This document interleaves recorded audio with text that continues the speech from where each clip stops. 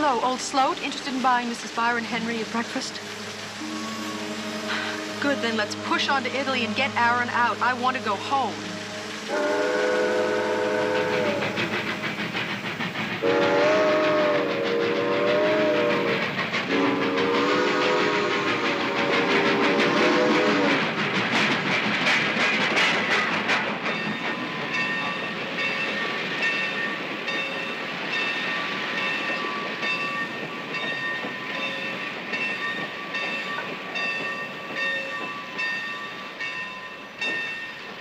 Big surprise that I got summoned.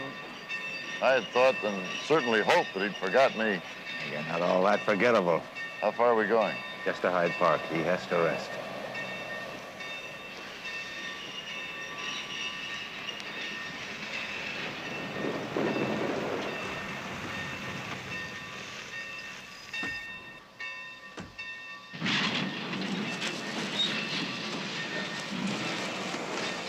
Are you all right, Mr. President? Fine, missy.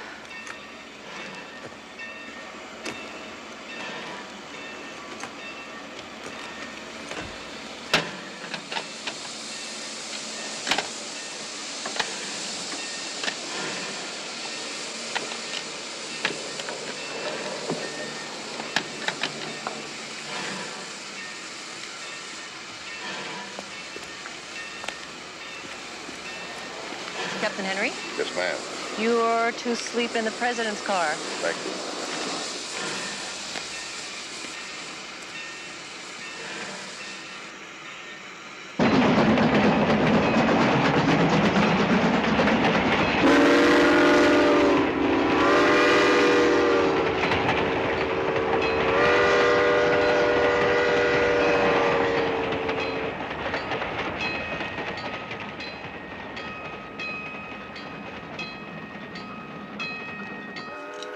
Evening, Captain Henry.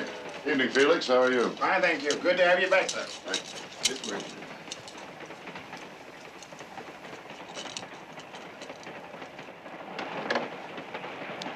You'll be staying in here, sir. The President will call you just as soon as he's ready. I think that you'll be comfortable.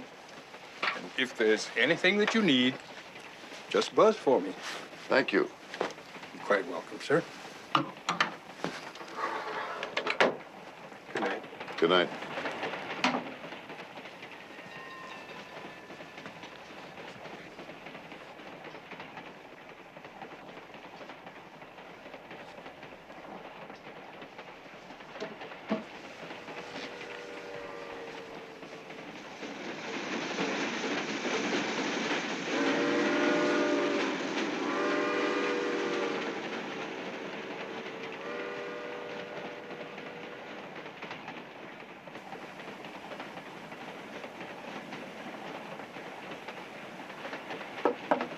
Yes. Sir, if you're available now, the President would like to see you. Thank you. I'll be right there.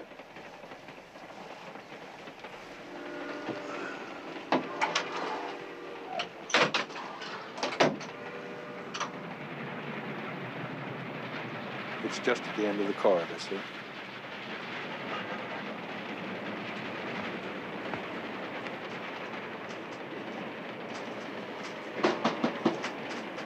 Come in, Pug. Sorry I couldn't get to you sooner, old top, but Harry and I didn't finish up until just a few moments ago. Did I break in on your beauty rest?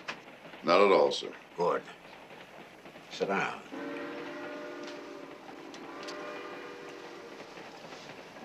How are you on poetry, Pug? Do you remember the poem that ends, "There isn't a train I wouldn't take, no matter where it is going"? Golly, that's the way I feel. Just getting on this train has made me feel 100% better. Well, 90%. If this were a ship, it'd be 100%. I prefer a ship myself, sir. The old grievance, eh, sailor? Oh, truly no. No, I'm quite happy in war plans. Are you? Well, I'm glad to hear it.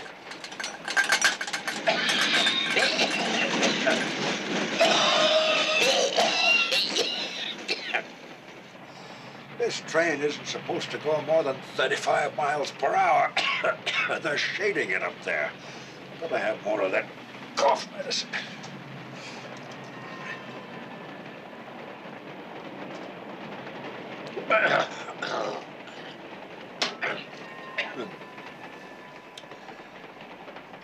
Ugh.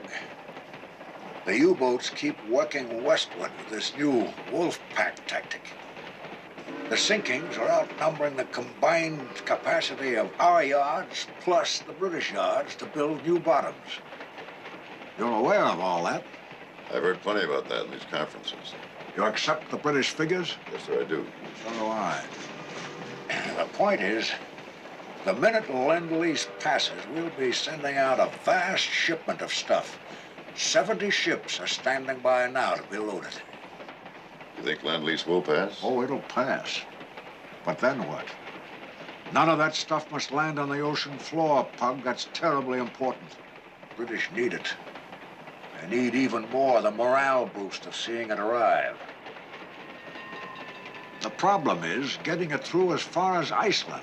From there, they can take it themselves, but not from here to Iceland. They're simply stretched to the breaking point. What do we do? Convoy, sir? Not with people like the good Senator Eichler Couture screaming that if Lend-Lease passes, we warmongers will be demanding exactly that. But I've been thinking. Suppose a squadron of our destroyers were out on an exercise in the North Atlantic. Not convoying, understand? Not convoying at all. Just professional drills, let's say. And then, suppose they somehow run across those 70 vessels, and the squadron leader decided that he would form up with those vessels and practice convoy procedures. Just for drill exercises, you know. Don't you suppose those U-boats might be a wee bit discouraged to see 16 or so Benson-class United States destroyers out there screening those ships? A wee bit, yes, sir. But suppose one of those submarines closes and fires anyway. That's the whole gamble. I don't believe it'll happen.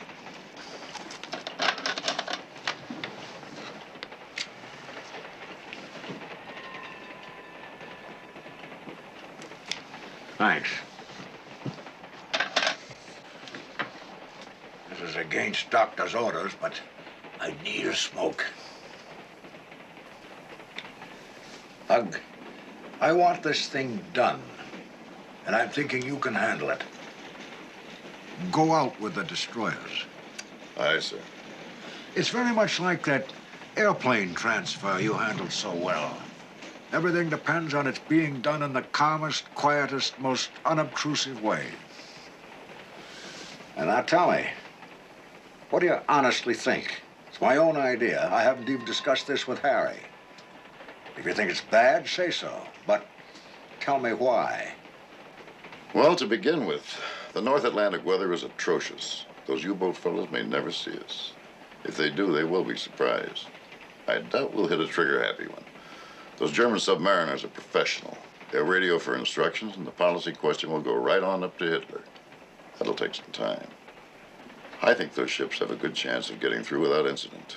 Grand. But it'll only work once. It's a policy surprise. Far too risky to repeat. Yes, it's a terrible risk.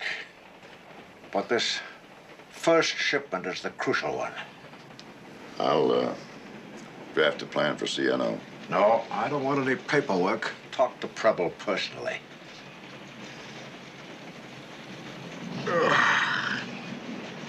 Well, Pug, we'll chat about that exercise again in the morning. Aye, sir. When you come back from that little jaunt, which you ought to enjoy, I want you and your wife and family to come for a quiet little dinner with us. Mrs. Roosevelt often speaks of you. Thank you, Mr. President. I'm very honored. Good night, old top.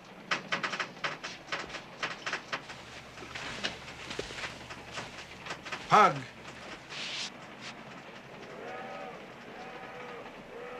The best man I have around me keep urging me to declare war.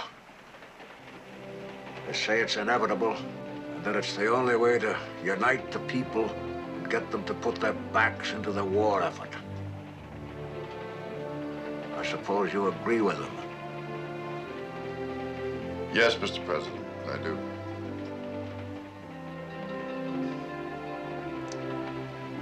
It's a bad thing to go to war. A very bad thing. Get a good rest, Pug. Good night, sir.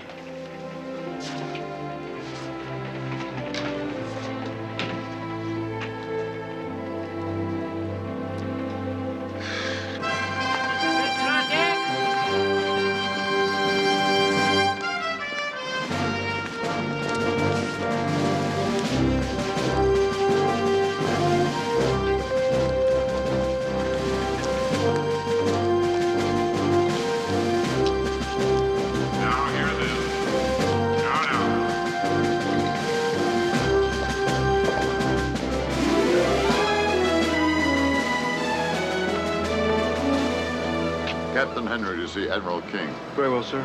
Messenger, escort Captain Henry to the flag mess. Aye, sir. This way, sir. Good morning. Confirmation convoy, sir. Very well.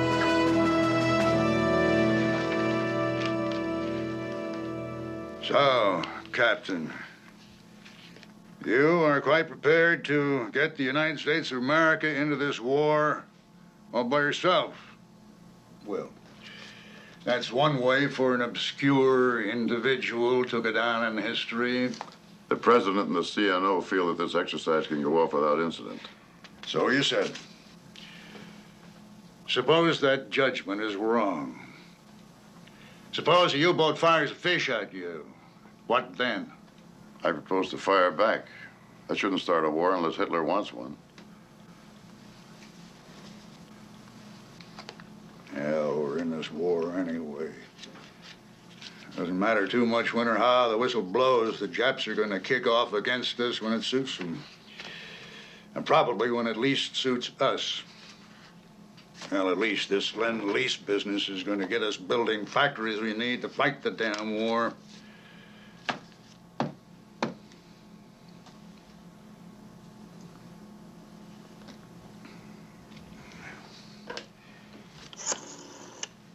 Get me Admiral Bristol. You got nothing in writing? No, sir. Okay, you're hereby to discontinue all references to the President. Aye, sir. Hello.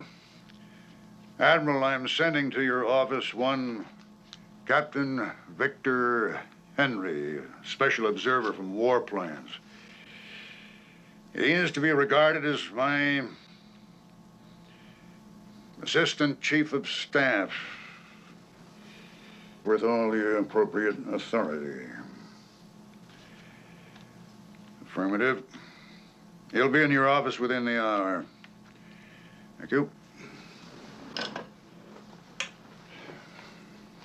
Captain, I desire that you now form out of Desron 8 an anti-submarine screen and proceed to sea to conduct realistic tests and drills in the Newfoundland-Iceland area. This is to include forming up screens on cooperative merchant vessels should you encounter them. And of course, you will avoid provoking belligerent vessels if they are to sight you. I desire that you keep security at a maximum, paperwork at a minimum, that you will conduct yourself similarly. Aye, sir. All perfect horse manure. Well, that's the story. In the event of an incident, it'll be a hanging party for all hands. Carry on. Aye, sir. Attention, please. American Airlines flight number 3 now arriving at gate 2. Pan American flight number 9 now loading at gate 6.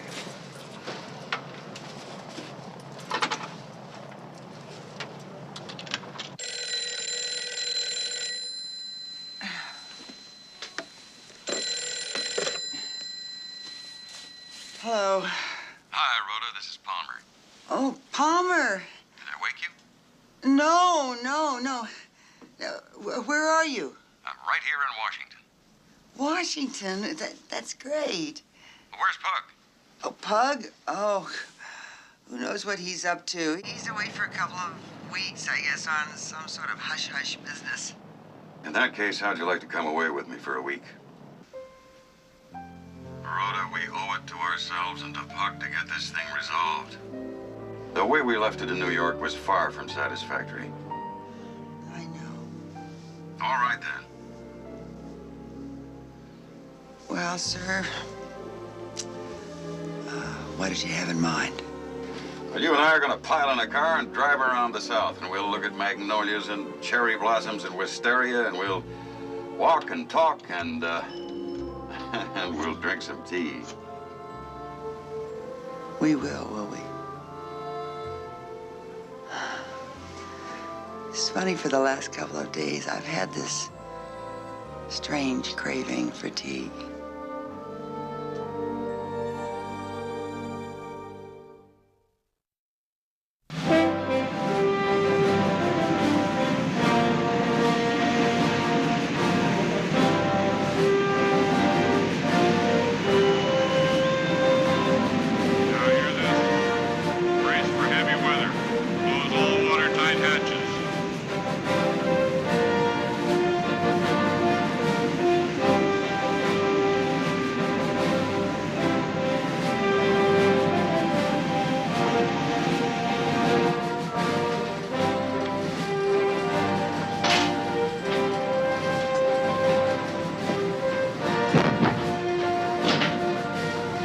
Summer Rudder's right standard, coming to new course 270. Very well. Here you are, Captain. Thanks, Mike. Sir, steady new course 270. Helmsman, right standard rudder. Right standard rudder, aye, sir. Summer Rudder's right standard. Very well. Gale force winds rising, Captain. Your convoy's out there, broad on the port bow. 3 freighters, hold down, bearing 320 relative. Oh, wait a minute, 4 freighters. Sir, 4 freighters off the port bow, about 12,000 yards. Very well. 1 freighter, 3 tankers. My lookouts need some drilling. Peacetime Navy. Now hear this. The smoking lamp is out. Assume tactical command, Skipper. Form Able Sugar Screen in accordance with Plan William. Use flag hoist signals only. Aye, sir. Lieutenant, raise your convoy on your light. Aye, aye, sir. 70 merchantmen zigzagging in a gale at night. Should be interesting.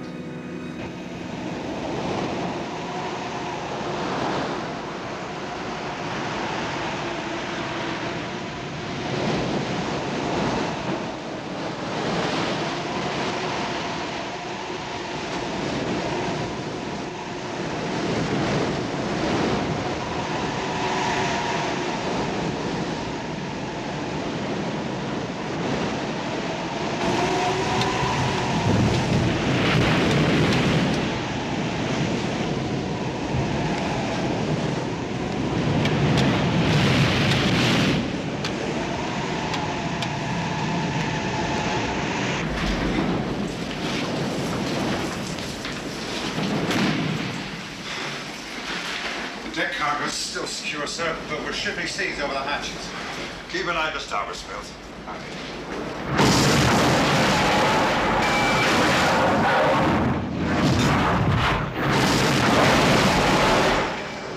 Stop all engines, damn it! Why you in?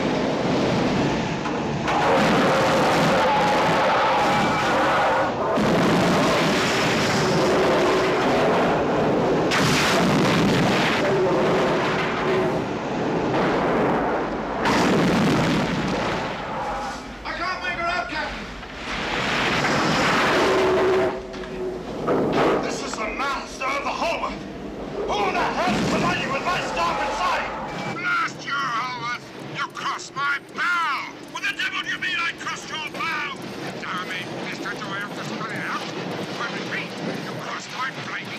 Get me Sissons up here on the bridge. Aye, sir. Rubbish, man! I didn't see you! How the hell do you expect me to see anything in this weather? I haven't got eyes in my backside! Lieutenant Sissons to the bridge. Now! You would have been sleeping on...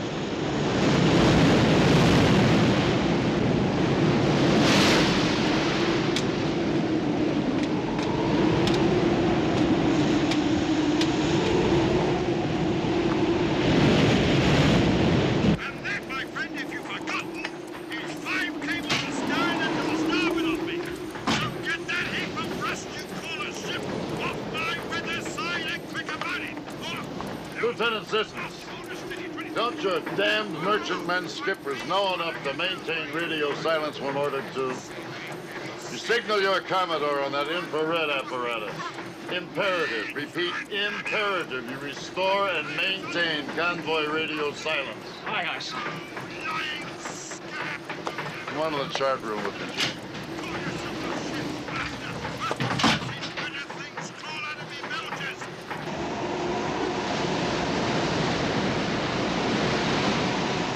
Didn't see me, you bloody moron. You were at least 10 degrees off course and sailing like a Liverpool scow. So don't you tell me to watch my station, damn you. I've forgotten Zusammenstoß. than you ever knew. Ein Geleitzug. Genau. Nein, 089, Kaloin. Entfernung? 20 bis 30 Meilen. Verbinden Sie mit Rudeltaktik. Zu Befehl, Kaloin.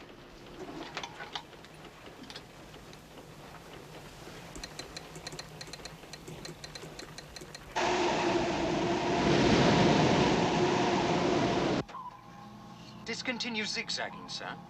What about submarines? Right now, if there are any submarines out there, we don't know about it. What we do know is this zigzagging is following this convoy's progress, creating multiple collision hazards and compromising radio silence. You're the screen commander, Skipper. What do you think? Well, it gets us to Iceland a lot faster. Minimizes the risk of detection or collision, but if we encounter U-boats, we're sitting ducks for attack. The gambler here is they don't attack. Signal your Commodore. Discontinue zigzagging. Aye, aye, sir. Old Navy saying, if it works, you're a hero. If it doesn't, you're a bum.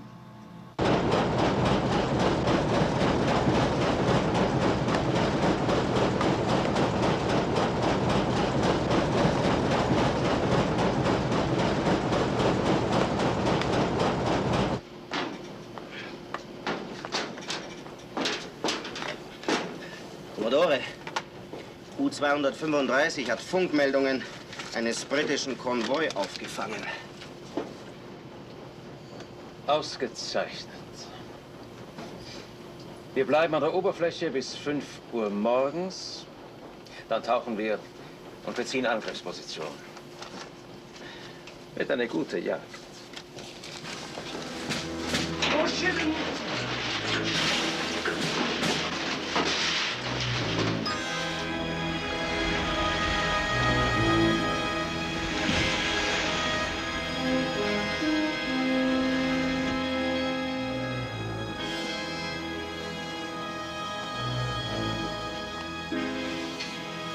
Mind your helm, sailor. On my helm, aye, sir.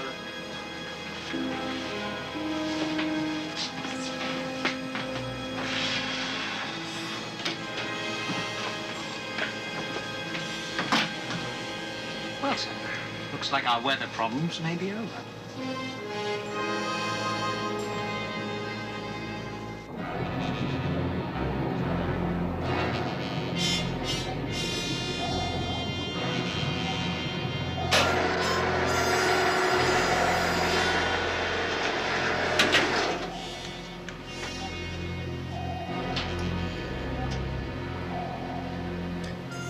Der Geleitzug.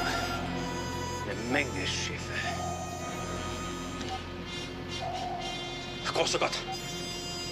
Runter mit dem Periskop. Schnell, das amerikanische Kriegsflottenbuch. Amerikanisch? Ja, überzeugen Sie sich selbst. Drauf, das Seerohr.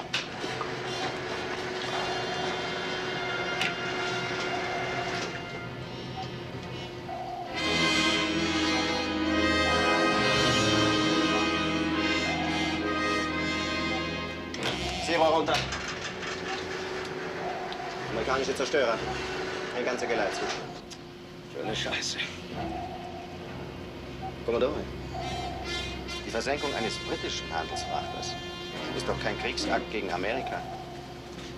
Vielleicht nicht Ihrer Meinung nach, Herr Steiner. Aber möglicherweise denkt der amerikanische Kommandant da oben anders.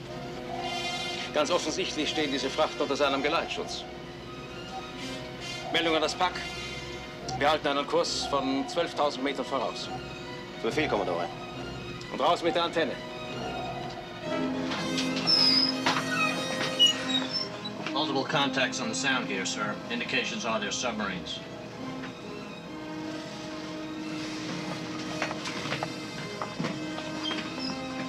Four contacts dead ahead, sir. About 12,000 yards. They're making a lot of water noise, like a whale broaching. They may be running with their mast out of the water. That figures. Can you estimate their speed?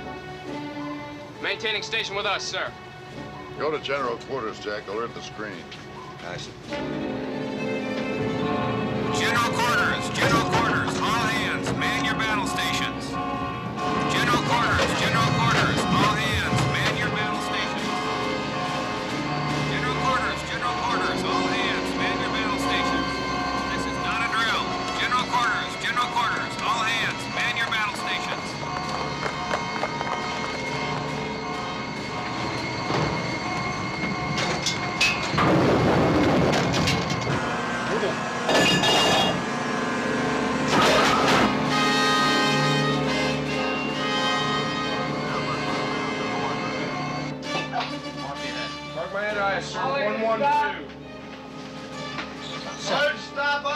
Perhaps we might consider resuming the zigzag maneuvers.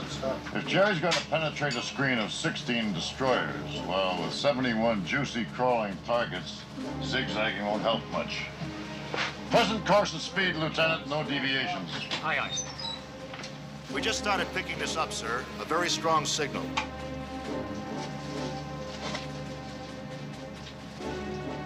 It's transmitting in code. He's got to know we're copying this. He's waiting for orders from higher up. I'd like to see some of those faces in Berlin about now.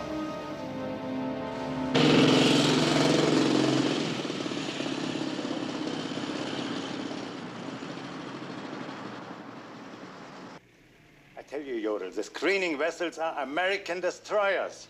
Großadmiral Raeder, what are you thinking of? Wake the Führer? Besides, it is a mistake. Winery is my best Wolfpack commander. It's a confirmed sighting. I will report it at the morning briefing. Jodl, U-boat standing orders are to stay submerged in presence of American warships. They won't be able to keep up. They will lose this convoy. Herr Großadmiral, it is not yet 7 o'clock. I will not wake the Führer for a convoy sighting.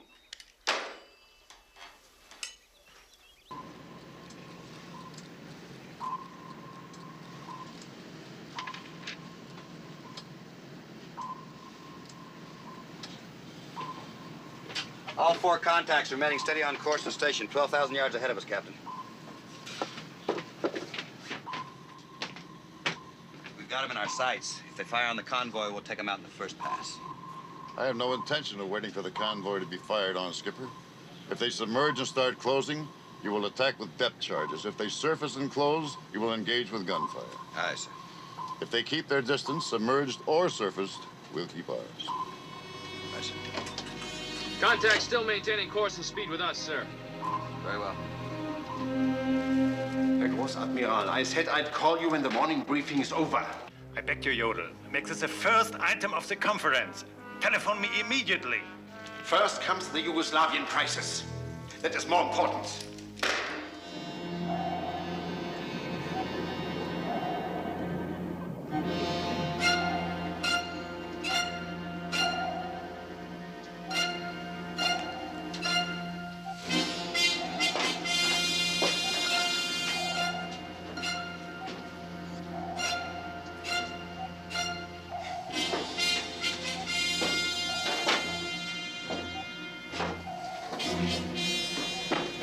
Von der Admiralität, Kommodore. Schon wieder. Weitere Order abwarten. Unsere Batterien sind fast leer, Kommodore. Wir müssen mit der Geschwindigkeit runtergehen. Beide Maschinen, kleine Fahrt. Reservebatterien einschalten. Kleine Fahrt, Reservebatterien einschalten.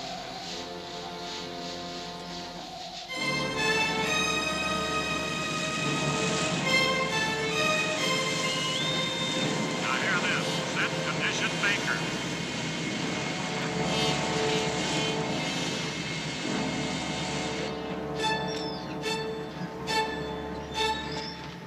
Closing the contacts, Captain. What speed? This speed, we should be over them in 2 hours. Recommend we come right. Negative. He's losing power. The commander's going to have to make his move very soon. Looks like we're all waiting on Berlin. American destroyers? Why was I not informed? Instantly! Why? It's Roosevelt. He is trying to provoke me.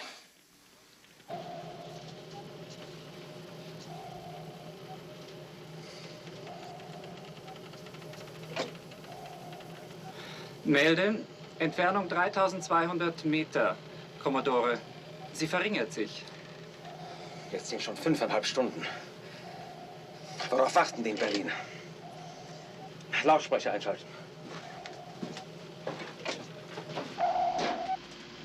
Seerohr ausfahren.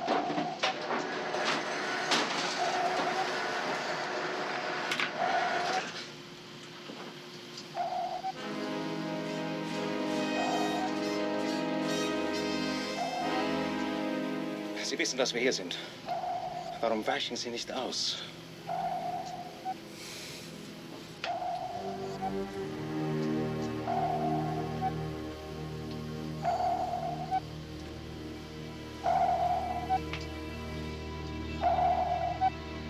Wenn wir angreifen wollen, müssen wir es jetzt machen. Solange wir noch voll manövrierfähig sind. Berlin meldet sich, Kommodore.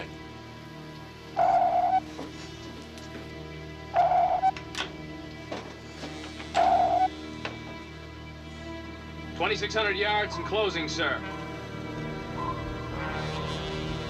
$2,550 in closing, sir. $2,500 in closing, sir. $2,450 and still closing, sir. All right, that's it. Prepare for depth charge attack. This battle force will not be fired on. Aye, sir. Wait a minute! Sounds like they're all blowing their tanks. They're coming up.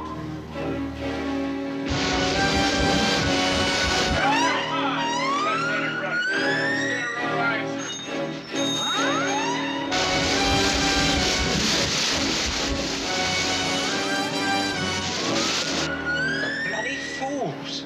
What targets?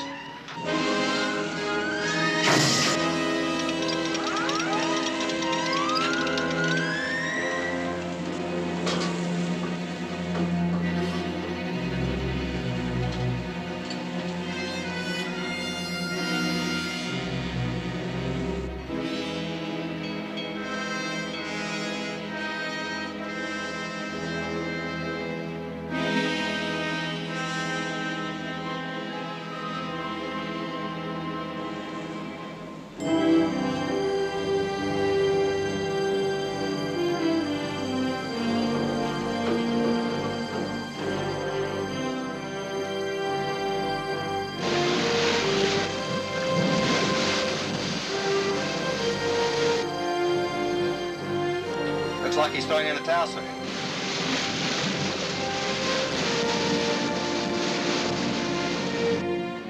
Skipper, when all 4 submarines that extended to 5,000 stand down from attack. Maintain sonar contact until they disappear. All 4. Aye, sir.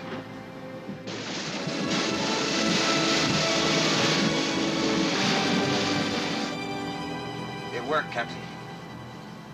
This time. It's a real professional out there. Did it all by the book. He obeyed orders. There goes one frustrated warrior.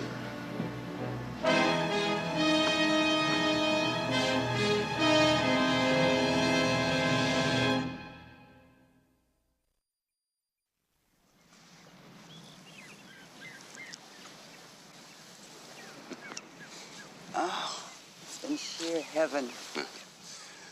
Does it have to end? Oh, heavens, yes. We should have been back last night. What are you going to tell Pug? Well, it couldn't be worse timing, what with Janice and Warren having the baby and Byron suddenly sailing off to marry that Jewish girl. Rhoda, there's always going to be something. I know, but he's down right now. Down? Beached.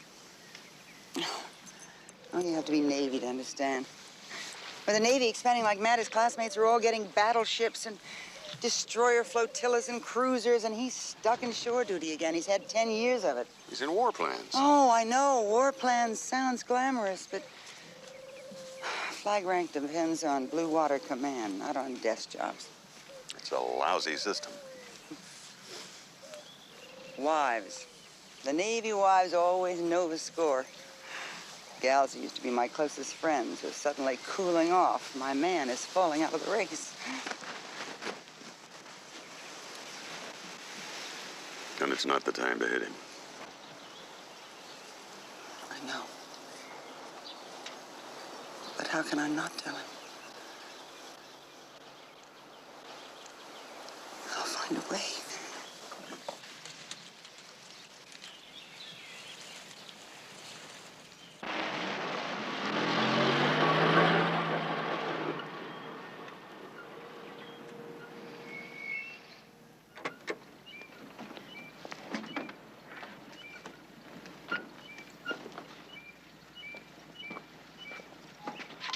Thanks.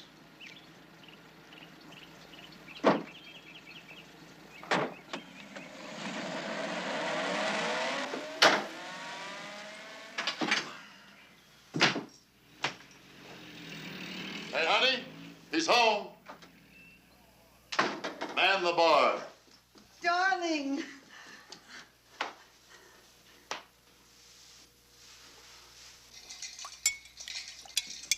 It's been absolutely impossible to talk to the girls since you've been gone. Nobody wants to gab about anything except the new orders. Pug, you would not believe some of the new assignments. Chip Pennington. Old Chip who hasn't drawn a sober breath since the academy. Well, he got a destroyer squadron out of Pearl. Naturally, Tammy had it all over town before Bupers even sent out a dispatch. When you wind down, Rhoda, I've got something to tell you. You do? Well, I've got something to tell you, too. This was waiting for me when I checked into war plans.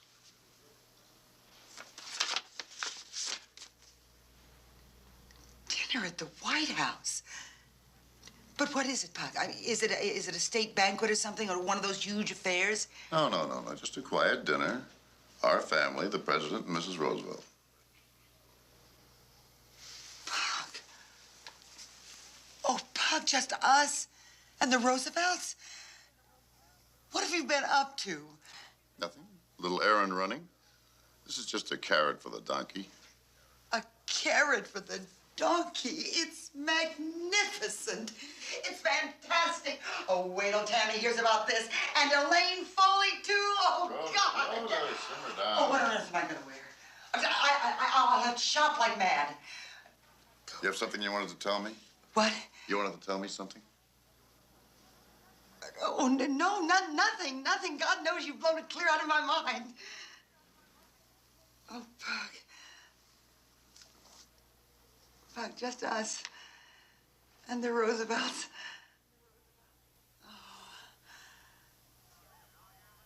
Now hear this. Mail call.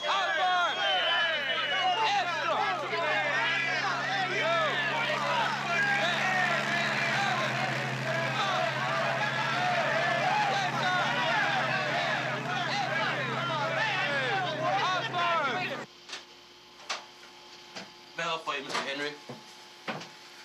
Thank you, KB.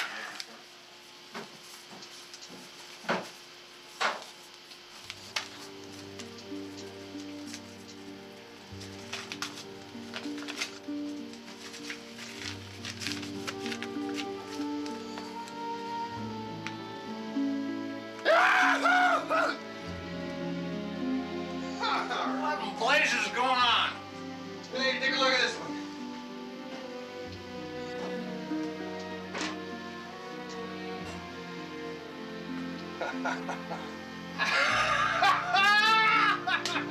You did it! Look at that! Natalie's pregnant? That's wonderful news. Yeah. Can you believe it, Dad? Boy, do I feel great. Congratulations. Any news about her coming home? Yeah. Sloat says he really built a fire this time under the consoles. Well, they should be on their way by now, she and Aaron. That's good to hear, Briny. Something else, Dad. I got new orders. 30 days leave, then proceed to the West Coast and pick up the devilfish.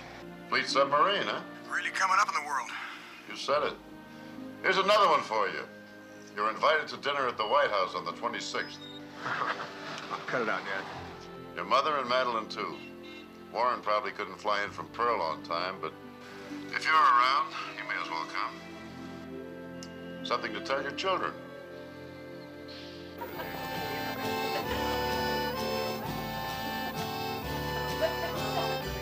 With the date for the invasion of Russia, Operation Barbarossa set for June 22nd, Adolf Hitler holds an intimate afternoon tea at Berchtesgaden.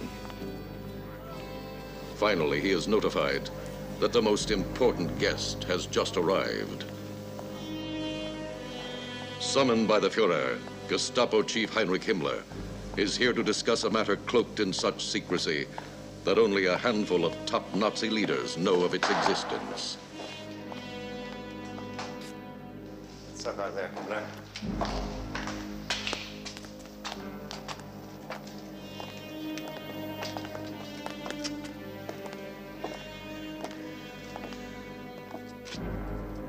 Well, Himmler, let's hear. Mein Führer, the Special Action Squads, we call them Einsatzgruppen, have been selected and reviewed by me personally. At a meeting of the highest secrecy, I myself addressed them and disclosed their mission in the Soviet Union. What was the reaction? Immense enthusiasm. You're sure? Was it genuine? These are picked SS-men, mein Führer, National Socialists to the bone, screened. Former lawyers, physicians, police, civil servants, the cream of German manhood. How many in all? All told, 3,000 men and officers. They are just the organizers, mein Führer. The local population will execute the job. We have been checking in Poland. Plenty of volunteers. A very positive report, Himmler. Come to the party, have a little fun, relax. You're working too hard, you know. What do you think, Dad? Limey's gonna get the Bismarck? Well, Briny, they claim that the Prince of Wales winged her off Greenland. But those German pocket battleships have got fine damage control. I've been aboard the Bismarck. If they did hit her, he probably just buttoned up those flooded compartments, lit out for home. Yeah, British are sure throwing everything into this search. Well, they know where she's headed. French coast. You know the speed she makes? I imagine British Air will find her. Unless the Bismarck is not damaged. In which case, you ought to help any convoy she runs across. She can pick off 40 ships in an hour. I'd sure like to be on that search. You would, huh? Hey, what time is it? Come on, let's make tracks. Hey, Dad, you're pretty close to the president, aren't you? Close? I don't know anybody who's close to Mr. Roosevelt except maybe this Harry Hopkins. I got a couple letters from Natalie the other day. She's still stuck. What now? I don't know. Her uncle can't get his passport renewed. Same old runaround. Well, you tell your wife to come home. Let him sweat it out. That baby should be born here. She won't leave him. Now they're completely ringed by Germans. They're in France, Yugoslavia, North Africa, and all the way through Italy. Dad, there are a couple of Jews. I'm aware of that, Baron. Bud, would you come here? I'm going out of my mind.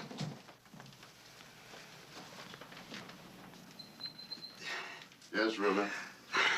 Will you look at how my stomach is bulging? Now, why is that? This stupid dress did not look the least bit like this in the store. It looked fine. You're not bulging. You're very pretty. Pug, for God's sake, I am bulging a foot. Would you just button me up in the back, please? I look 6 months pregnant. I mean, I am horrible, and I am wearing my tightest girdle. Now, what'll I do?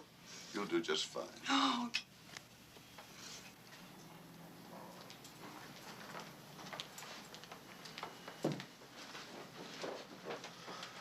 Hey, Dad. You know, I was thinking maybe you could mention this thing to the president. That is an unreasonable notion.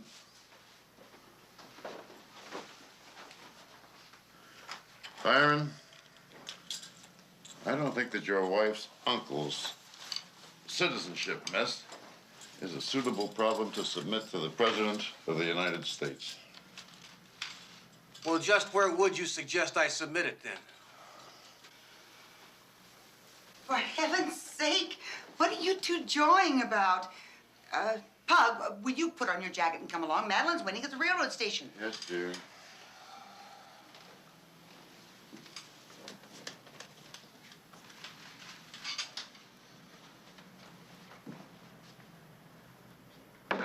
We're glad to have you back. Difficult time, no doubt about that. Beautiful. Oh, no. You really are a master at this, I can see. Afraid that it could be worse. Oh, my goodness, Mr. President. I wish Pug could carve like that. Oh, I'm sure he can. Think you can handle all that, Harry? Barely, Mr. President.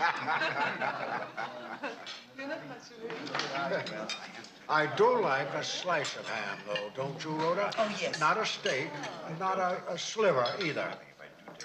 The secret is a sharp knife and a firm wrist. You know, we always serve lamb in my house. The children have always adored it. I love it, too. It's one of Pug's very favorites, I must say, Mr. President. Global I've always loved it. I prefer the short. You know, someone Why are the Germans massing so many troops? Because that's what was ready. They got all their troops. What's that, Pug? Am I missing something good? Mrs. Roosevelt was just asking me about these German troop movements. Captain Henry was in the intelligence business, too, Willie. He was naval attaché in Berlin. Very few people know this, Pug, but Mr. Morm is not just a famous author. He was a British spy in the last war. He even wrote a spy novel, Ashington. So watch out what you say around here. It'll get right back to Churchill. Mr. President, you know very well that a house guest would never do that. I'm not a ferret now, I assure you, but a much lower form of life, a sponge. What do you think of this, Willie? Captain Henry predicted the pact between Hitler and Stalin before it happened. All the clever diplomats and generals and colonists were caught flat-footed, but not Pug. What's your prediction this time, Pug? Will Hitler attack Russia? With that piece of luck, Mr. President, I hocked my crystal ball and threw away the ticket. Captain, never admit luck in our racket. Let's ask our Undersecretary of State. Sumner? If one studies Mein Kampf, Mr. President, the attack is inevitable sooner or later. I'd hate to be bound by anything I said or wrote 20 years ago. If Germany attacks the Soviet Union, will England help Russia or leave Stalin to stew in his own juice? I can't really say.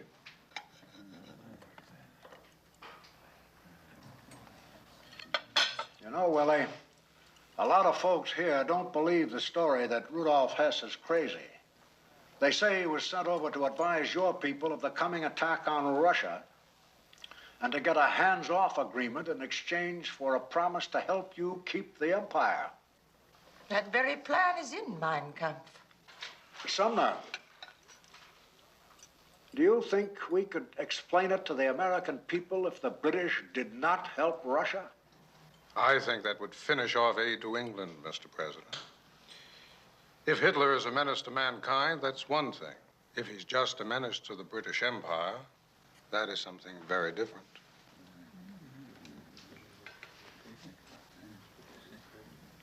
Of course, Hitler may be gathering his troops in the east precisely because he intends to invade England. A feint, you mean? Yes. That, too, is possible. The princess is quite right. Unfortunately, nowadays, the whole thing seems to boil down to whatever Hitler's impulses are. Pity we have to live in the same century with that creature. Say, we have here two men who have talked at length, face to face with the fella. Let's take a Gallup poll. Sumner, do you think Hitler's a madman? I looked hard for such evidence, Mr. President. But, as I reported, I found him a very cool, very knowledgeable, skilled advocate. How about you, Pug? I'm afraid I must agree with Mr. Wells, sir. Face to face, the man has a powerful presence with an incredible memory and a remarkable ability to marshal the facts when he speaks. Yes, the fellow's able, of course, or he wouldn't be giving us all this trouble. Pug, when on earth did you have a talk with Hitler? That's news to me. Well, I mean, honestly, he's always been closed-mouthed, but to keep a thing like that from me. You didn't need to know.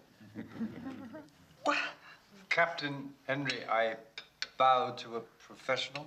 My dear, you couldn't have paid your husband a handsomer compliment in public. Well, I didn't intend to. Imagine. Well, I mean, he is just a sphinx, that man. Pug's a very fine officer. I expect great things of him. I always have, Mr. President. Not everybody deserves such a beautiful wife, but he does, Rhoda. Oh. Well.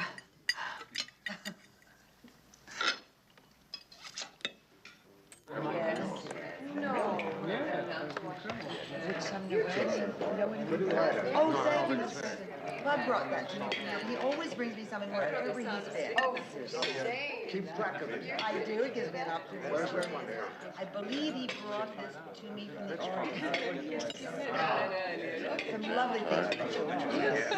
Has anyone noticed we haven't heard from our submariner yet? Byron, you're a natural for the silent service. How's the morale in your group? Good, Mr. President. Ready to go to war, as I'm sure Willie would desire? Personally, sir, I'm more than ready. That's the spirit. Byron was visiting a friend in Poland when the war began. He was strafed by a Luftwaffe plane and wounded. I see. You have a motive, then, for wanting to fight Germans. It's not that so much, Mr. President. It's that my wife is trapped in Italy. Trapped? How trapped? Her uncle is Dr. Aaron Jastrow, Mr. President, the author of A Jew's Jesus. He's had some trouble with his passport, and he can't come home. He's old and not very well, and she refuses to abandon him. Why, Franklin, we both read A Jew's Jesus. Don't you remember? You liked it very much indeed. Dr. Jastrow taught at Yale, Mrs. Roosevelt. He's lived here almost all of his life. It's just some crazy red tape, and well, there they are. A Jew's Jesus was a good book. Sumner, couldn't you have someone look into this? Certainly, Mr. President. Let me know what you find out. Yes, sir.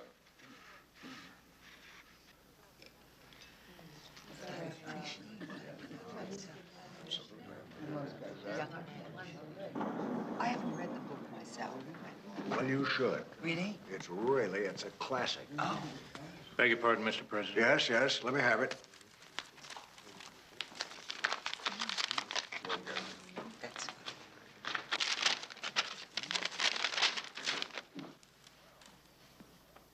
Well, may I relate a bit of news? It seems they've got the Bismarck. Oh, Wait. I don't want to be over-optimistic or premature. What it says is that airplanes from the Ark Royal have caught up with her and put several torpedoes into her. When night fell, she was trailing thick oil and steaming slowly west, the wrong way. The entire fleet is now closing in, and some units now have her in sight. Do they give her position, Mr. President? Longitude 16 west, latitude 48 north. Okay. That's over 1,000 miles from Brest, well beyond the Luftwaffe air umbrella. They've got her. Fill the glasses. This could be a very important, crucial moment.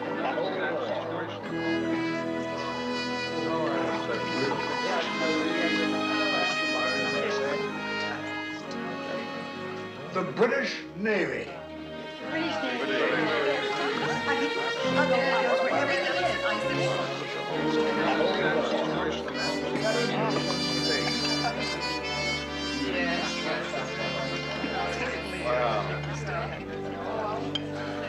Palmer, dear, you have a kindly heart that understands without explanations.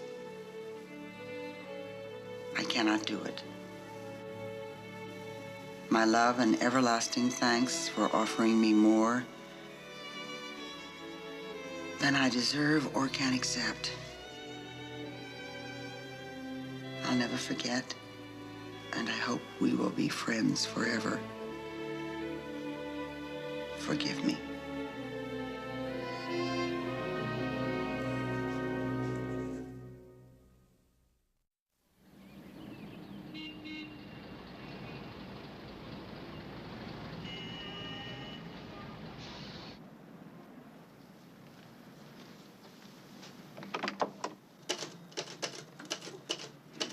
Captain, the Undersecretary sends his thanks to you for interrupting a busy schedule to come over. Please, come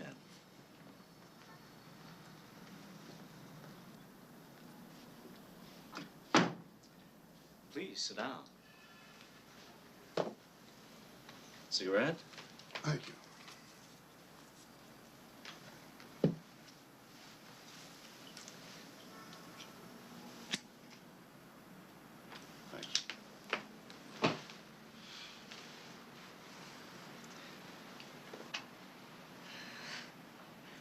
Muggy day. Yes. Well, now, the business of Dr. Aaron Jastro's passport. As it turns out, it was no problem whatsoever. In fact, the authorization for clearance went out quite a while ago.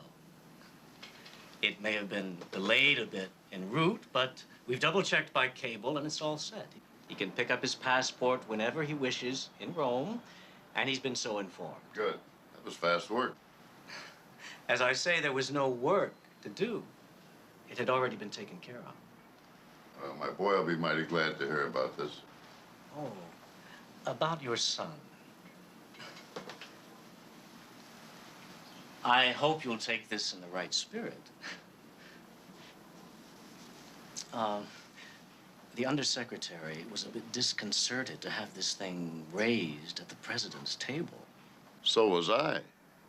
I gave the boy holy hell about it afterwards. I'm awfully glad you feel that way. Suppose you just drop a little note to the President, Captain, sort of apologizing for your son's gaffe and mentioning that you've learned the whole thing was taken care of long ago. The President asked for a report from Mr. Wells. We made a rather dramatic effort this morning just to make sure that young Mrs. Henry could get home. Literally, thousands of these cases of Jewish refugees come to us all the time. The pressure is enormous. It's absolutely unbelievable. Now, the problem in your family is settled. We'd hoped you'd be more appreciative. Natalie and her uncle are not Jewish refugees. They're a couple of Americans. Now, in the case of the uncle, that was technically far from clear. But it's all been set straight. And in return, Captain, I really think that you should write that little note. An unsolicited letter from me to the President of the United States. Sorry. Let me be frank, Captain.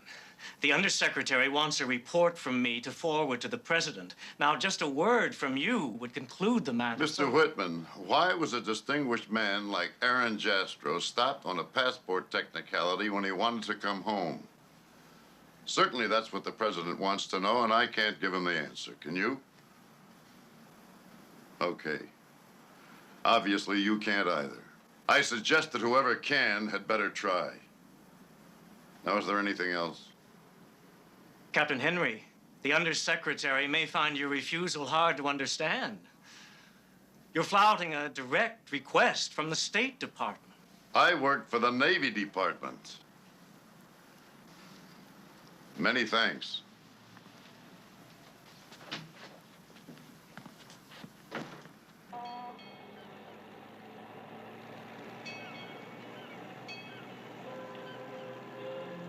No kidding, Dad? Well, do you believe it this time? Yep. Well, now she can just get a plane or a ship. Ah, she can do it. She can do anything. I'm so happy. I'm happy for you, Briney. Oh, Dad, we just got the word. We're taking the devilfish to Pearl. Oh, then you'll be seeing Warren and Jennings. Yeah, I know. Won't that be great? God, I still can't believe it. She's coming home. And Dad, be honest. Was I right when I talked to the President? Was I wrong? You had one hell of a nerve. Now, look, I'm busy, and I hope you are, too. Now, get back to work.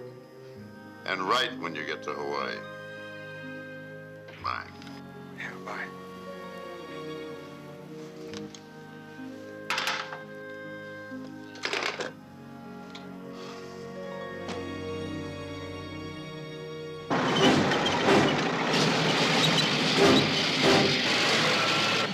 June 22nd, 1941.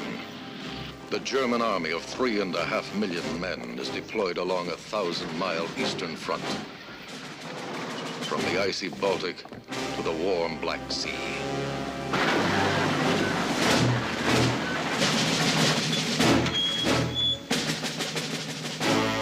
At exactly 03:15 hours, the big guns erupt.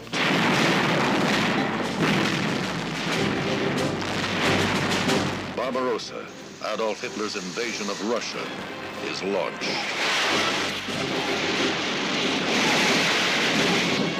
Fleets of German warplanes sweep across the borders. Caught on the ground, the Russian Air Force is all but wiped out in the first hours.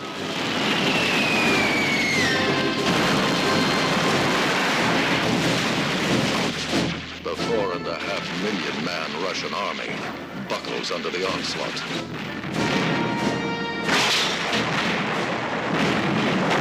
The German surprise attack has succeeded on a scale unsurpassed in the history of warfare. The Soviet Union totters.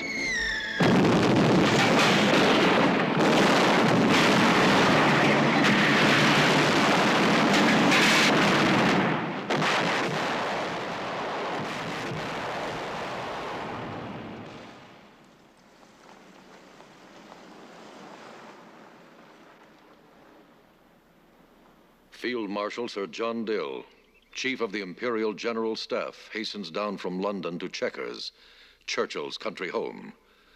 He is carrying the latest dispatches on the German invasion.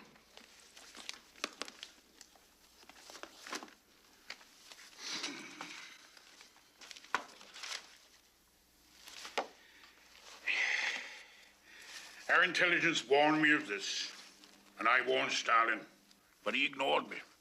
He's not only a butcher, he is a bungler. I shall broadcast at 9 tonight, offering our full support for the Soviet Union. Does that not embarrass you, Prime Minister? You, the lifelong arch foe of Bolshevism? Not at all. I've only one purpose, the destruction of Hitler. If Hitler invaded hell, I should at least make a favorable reference to the devil in the House of Commons.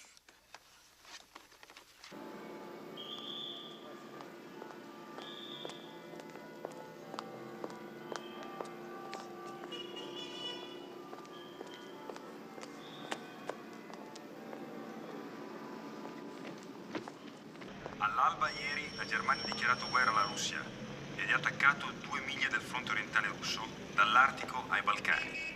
Il fumo delle città russe in fiamme e di rifiuti di petrolio e munizioni delineavano la frontiera sporca. Il fronte era formato da 5 milioni di combattenti tedeschi e russi, sostenuti dalla vendicativa Finlandia e Romania. La maggioranza dell'esercito tedesco spinse la potente armata russa indietro per circa 10 miglia entro il territorio sovietico.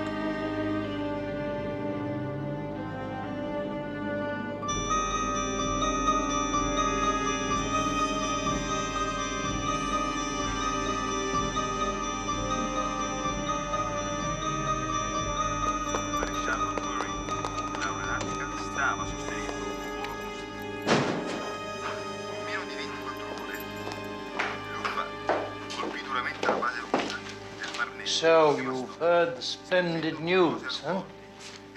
The villain with the mustache is really throwing himself into his part. Now we have a two-front war again.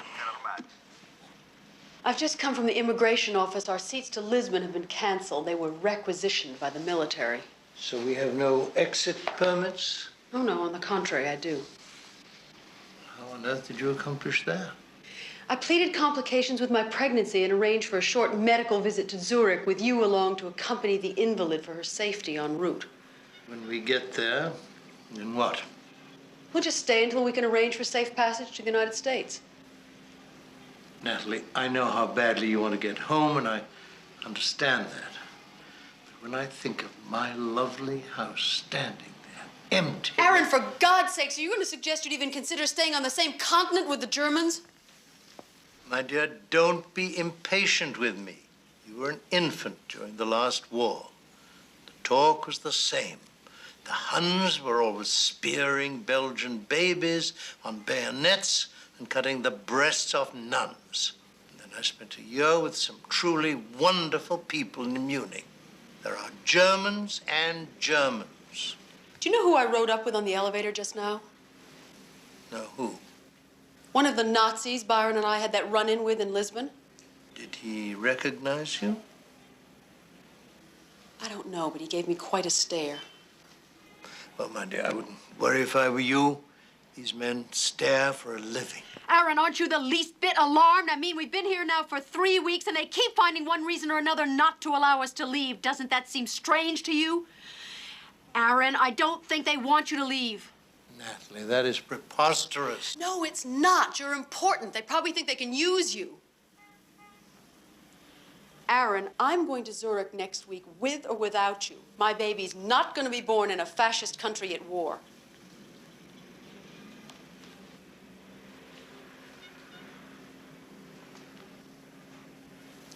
Well, my dear, it's a long time since I tasted Swiss chocolate.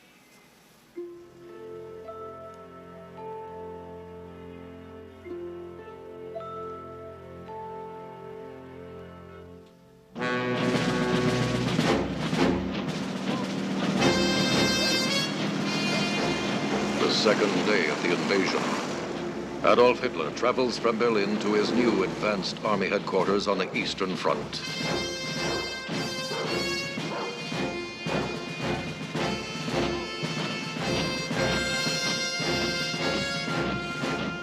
To sum up, mein Führer, General Leeb has advanced north toward Leningrad as planned. Von Rundstedt has met with more resistance than anticipated in the southward direction toward Kiev, but the real surprise is in the center, where Guderian's armor has penetrated 25 miles toward Minsk. 25 miles on the straight road to Moscow, through the heaviest border defenses and the frontline mass of the Red Army, and all in one day. At this rate, mein Führer, we will be in Minsk 1/3 of the way to Moscow in a week. It is starting out like Poland. Even better.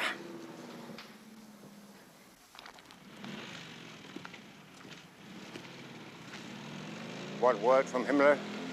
We talked on the phone an hour ago. He's addressing the final meeting of Einsatzgruppen officers at this moment. They will then join up with their units. All 4 special action groups will jump off today. They will begin actions immediately in the border towns. Himmler will be sending in daily figures. I want to know those daily figures. Certainly, mein Führer. The first big figures, of course, will come from Minsk. It's a huge Jewish center. So begins the fulfillment of a dream. Of a heroic and glorious vision, mein Führer. A purified Europe, and in time, a purified world. Lately, I have neglected the dog most cruelly. Blondie. Good dog, Blondie. Good dog. Mankind will one day understand your lofty aims and honor you for them, mein Führer.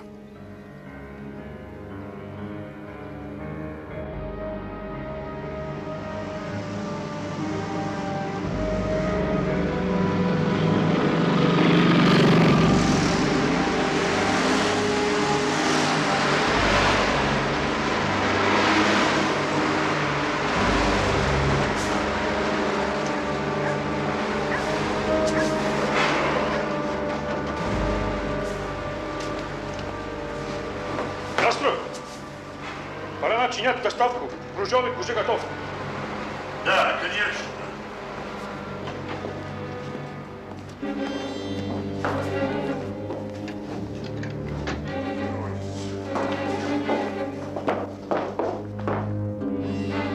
Geh heen. Ich darf etwas erledigen.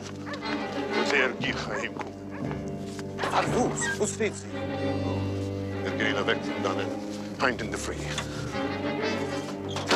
Wohin fuß? Sorg sich nicht. Mach dir dein Karte so.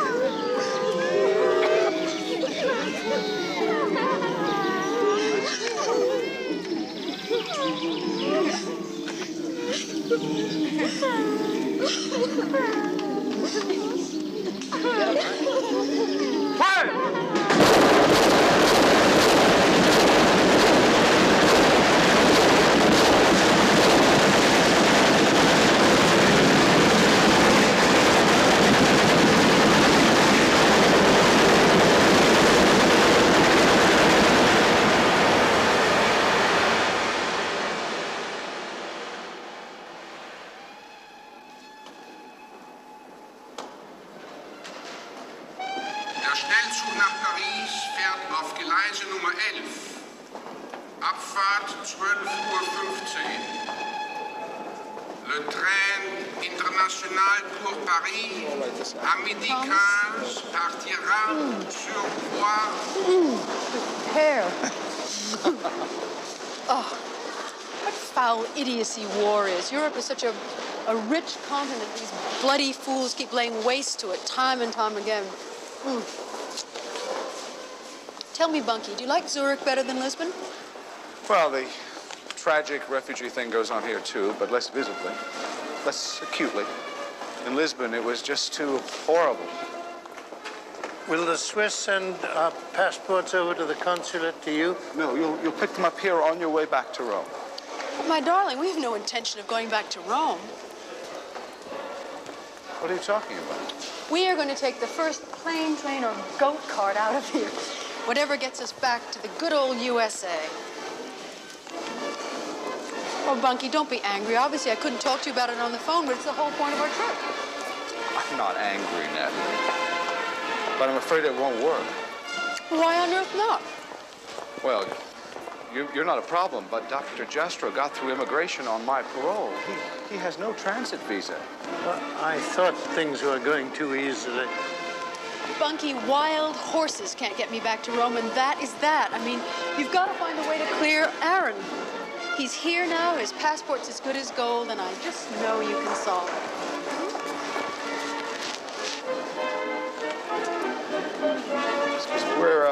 We're this way.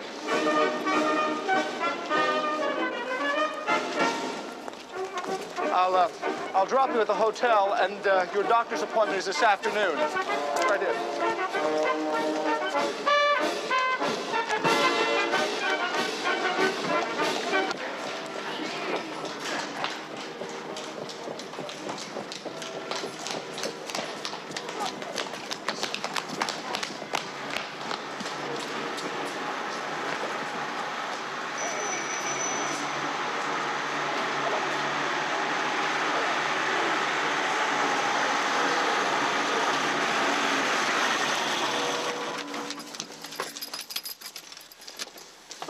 Dr. Wunsch on the 3rd floor.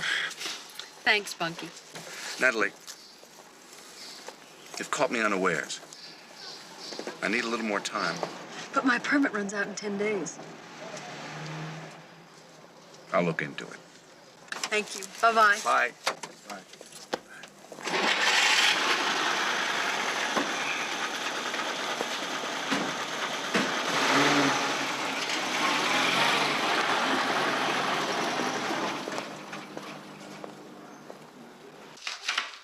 Very well. Take a little rest, Mrs. Henry. You're strong as a horse. You're carrying the baby perfectly. I've had 3 bleeding episodes. Yes, you mentioned that. When was the last one? A month ago, maybe a little longer. Well, you can wait around a day or so for the result of the smear and the urine test and so forth. I'm almost sure they'll be negative. And Dr. Corona will deliver a fine baby for you. He's the best man in Rome. Dr. Wundt, unless I can go back to the United States, I'd rather stay here and have my baby. I don't want to go back to Rome. So? Why? Because of the war. If the United States gets involved, I'd find myself on enemy soil with a newborn baby.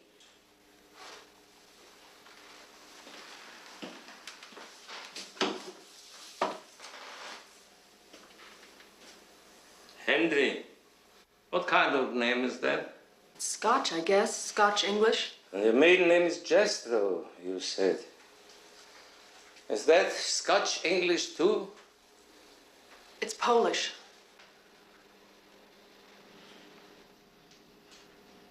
Polish-Jewish. And that gentleman outside, your uncle? Is he Polish-Jewish? He is a very famous American writer. Really? How exciting. Is he Polish-Jewish? He was born in Poland.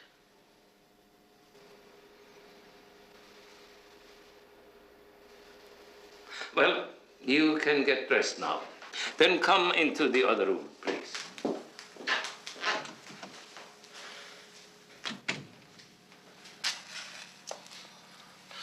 Mrs. Henry, in the past few years, I have to be frank with you. Pregnancy has been used and abused to death here to solve passport difficulties.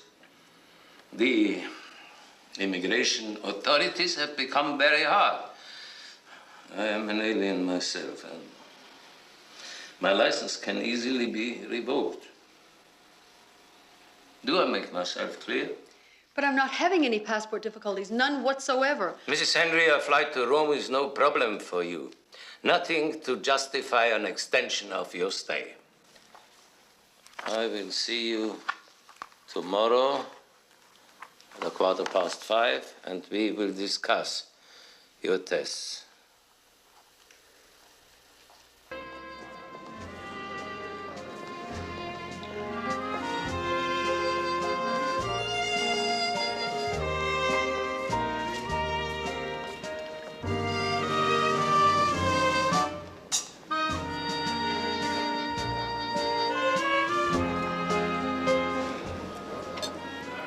You ever seen anything more beautiful?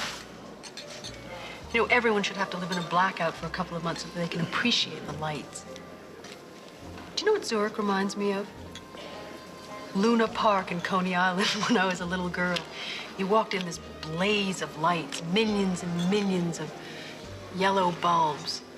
The lights were more exciting to me than the rides. Switzerland's amazing, isn't it? It's like this little dry diving bell of freedom in a vast ocean of horror. What an experience. I'll never forget it. Natalie, my dear, you're very merry this evening. Well, I just have a feeling that everything is going to work out. Hello? Hello? Sorry I'm late, but I've got quite a report for you.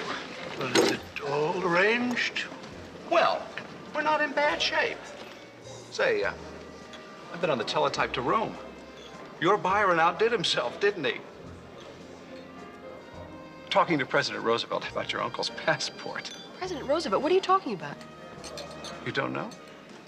Well, apparently they had dinner together. The Henrys and the First Family at the White House. Well, nobody said anything about it at the consulate. Not surprised. It's a little embarrassing to get a swift kick from the White House. And here I thought all along that we'd gotten this far because of Sloat. Byron, what exceptional ingenuity. Yes. And now your file has a big presidential flag on it, and that's just fine. Well, Natalie, you're all set. You're on the waiting list at Lufthansa for your connection to Lisbon. You should be out of here sometime next week. Lufthansa? What about the Spanish flight? Well, you were misinformed. It shut down this past May. But don't worry. Your passport doesn't say you're Jewish or Mrs. Byron Henry. And even the Germans have some tenderness about pregnant women. Well, what about Aaron? I'm coming to that. She's the important one. What happens to me couldn't matter less. I've lived my life. Hold on. Good Lord, Dr. Jastrow, it's going to be all right. You just can't stay here in Switzerland. But you're all set, too. Rome was absolutely appalled that you'd fled to Zurich. The ambassador himself in particular. He says that if he has to, he'll appoint you to his staff and send you home on a diplomatic priority. You will be returning to Rome, but he'll take full responsibility for dealing with the Italians. Well, looks to me like we've come to a parting of the ways, Natalie. Natalie, I know you're set against going back to Rome, but if you'd like to reconsider, the ambassador will make identical arrangements for you. I won't hear of it. Natalie must go her own way now. I bear a burden of guilt about you, at least as large as that baby you're carrying. Someday, you'll know the true measure of my gratitude. You have earned, as our fathers quaintly put it, a great share in the world to come. If only it existed.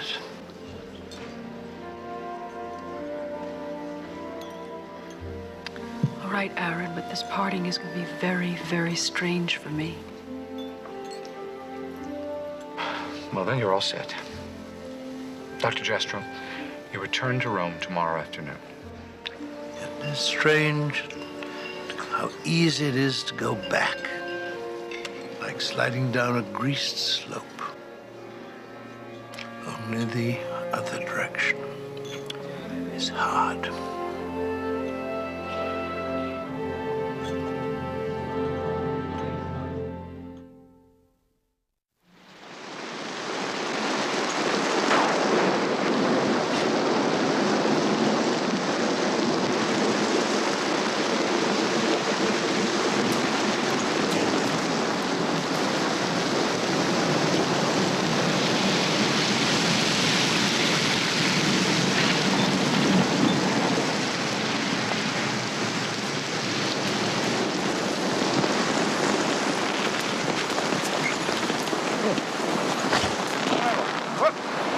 Doug, hello there. Kirby, what are you doing here? How long have you been in town? A couple of weeks. I got some business with the Navy Department.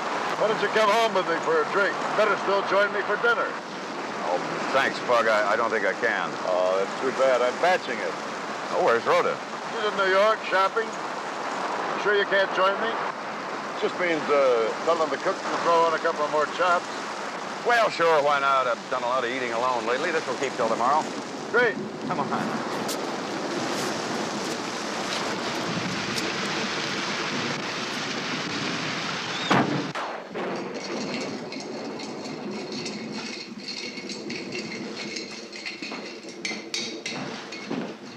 Second jug full? Well, I pushed dinner back about an hour. Give us time to relax. You well, the way I feel on the size of that jug, you may have to leave me to the dining room. It's not so far. The furniture has no sharp corners on it. One of the first things your very sweet wife Rhoda said to me was that I drank too much. It was the dinner you gave me in Berlin. Remember, you had to fly back to see the president. Well, I was in a lousy mood, and I started swilling the wine and fast. And she brought me up short. Well, that was rude of her. I think the amount a man drinks is his own business. Not to mention the fact that on occasions my proud beauty has a hollow leg herself. So what's happening with uranium, Kirby? Ah, that's why you're plying me with martinis, hmm? Doesn't War Plans have any information? It's all Jules Fern talked to us so far. Well, unfortunately, it's much more than that. The big question now is how far ahead are the Germans? What sort of weapon are we talking about? I mean, how powerful? In theory, one bomb could level New York City, even an area the size of Rhode Island. Yeah, I'm having some unusual feelings these days myself. I'm beginning to suspect the human race as we know it may not make it through the Industrial Revolution. We're out here, honey. I'm Grace, drowned rat. We have company. We have? Hello, Rhoda. Oh, my God. Women. Well, I'll be running along, Pug.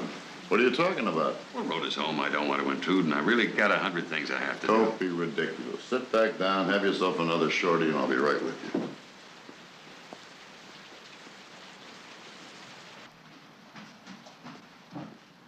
You okay, Rhoda? Where'd you dig up Palmer Kirby? Did he telephone? No, I just ran into him. I've asked him to stay for dinner. Is that okay? Why not? Why don't you go downstairs and keep him company, dear? I'll be down in a minute. Okay.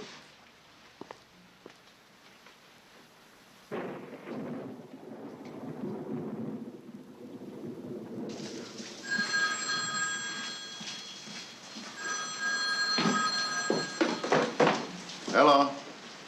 Yes, speaking. Oh, hello, Admiral. Yes, sir. Aye, sir. Will do, sir. Goodbye, sir.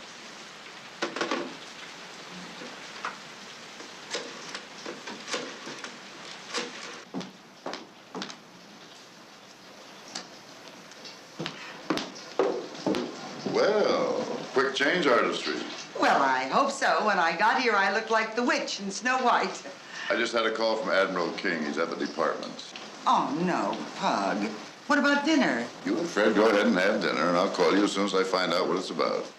Oh, well, look, I'm sure the last thing Rhoda wants to do is entertain me. You must be exhausted. I'll go back to town with you.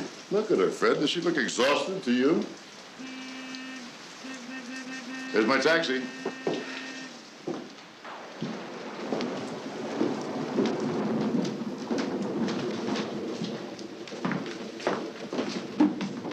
Let me. I'll call you as soon as I can, honey. All right. I'll probably be home in time for coffee.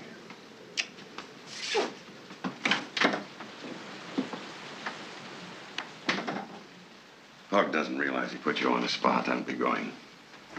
Palmer, don't be foolish. You know, I really believe you don't feel the least bit awkward. Oh, Palmer, I just take things as they come. Actually, I'm very glad to see you. Dinner, Miss Henry. Oh, just put it on the table, Minnie, then you can go. Yes, ma'am. Oh, Palmer, you'd just be wasting some very good double lamb chops. Can't you smell them? All right, Rhoda. Good.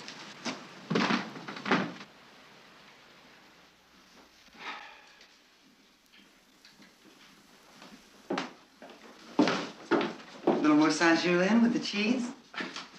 Rhoda, if he comes home and finds out we've cracked a second bottle, his eyebrows will go way up. Oh, sure. Minnie's the second bottle he and I have cracked. And third ones on occasion.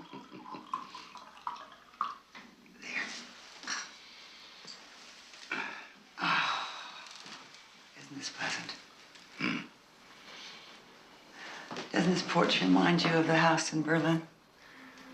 Well, it does remind me of an evening in Berlin. The way the light lingers on, the fresh smell of rain-done trees. You do remember? Oh, yeah, I have an excellent memory. Sometimes a little too good. Was my letter really so very upsetting? Yes, it was the worst blow I've had since my wife died.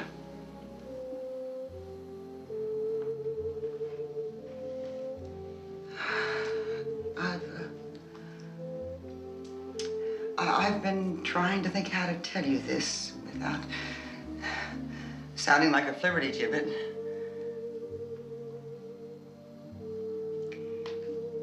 I sat next to the president at that White House dinner. He was very nice to me. He liked me. He said wonderful things about Pug, about his future career. Dear, a divorced man is very handicapped in the service, especially when he's inside a flag rank. I've always been aware of that. And so I did what I did. And I've slept badly ever since, and I've been an awful crab. But I've stuck to him, and I don't intend to apologize. Rhoda, this might sound offensive, and I don't mean it that way, but we may never talk like this again. I want to ask you a question. I've thought about this a great deal. When we met, you said till I came along there had been no one else. Well, I believe that, of course, and I still do. What I want to know is how come?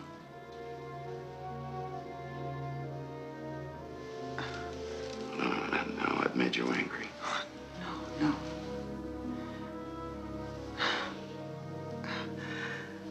Of course, I know the answer you want.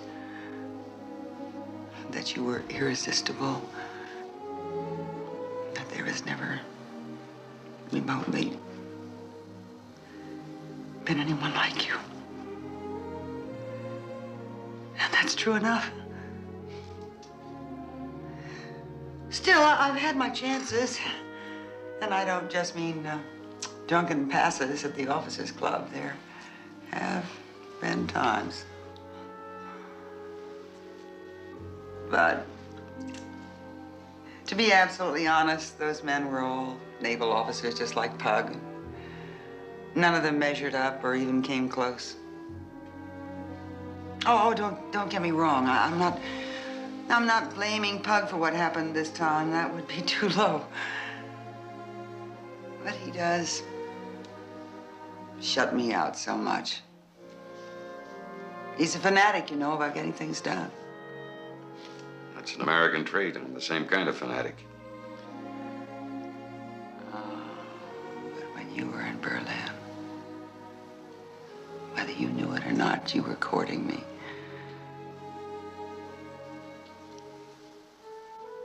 And when Pug courted me, I fell in love with him, too.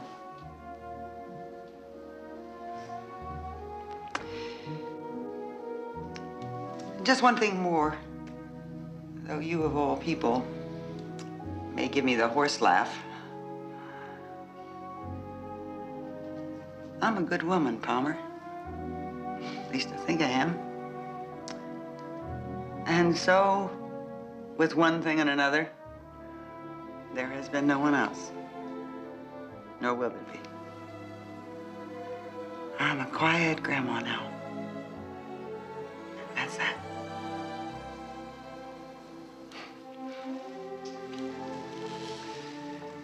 I'll be going now. I feel a lot better. Thank you, Rhoda. Will I see you again? Well, Washington's a pretty small town. Look at the way I ran into Pug tonight. Can you find your way up? Yes, certainly. I don't mean to be rude, but to be frank, at the moment, my eyes are messy.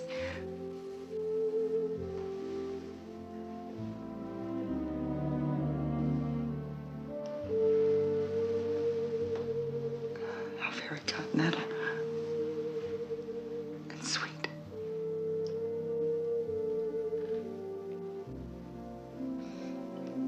Straight through the living room and turn left to the front door.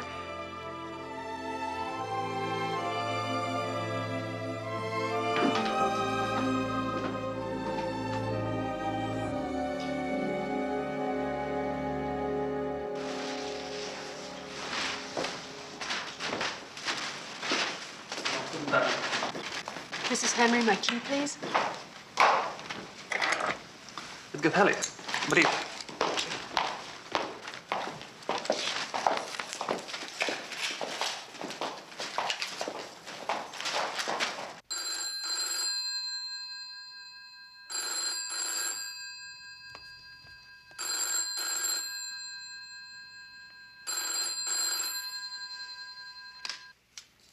Hello? Hello, Natalie. Bunky. Yes. Look, Lufthansa's come through. 1 seat to Lisbon day after tomorrow. So soon? Yes. Now, I suggest that you go straight over to the Lufthansa office. It's about 2 blocks from your hotel. Bunky, wait. I've just had a letter from Aaron. He says we're both in the clear with Italian immigration. That's wonderful, Natalie. What's the problem? The date of the tickets, December 15th.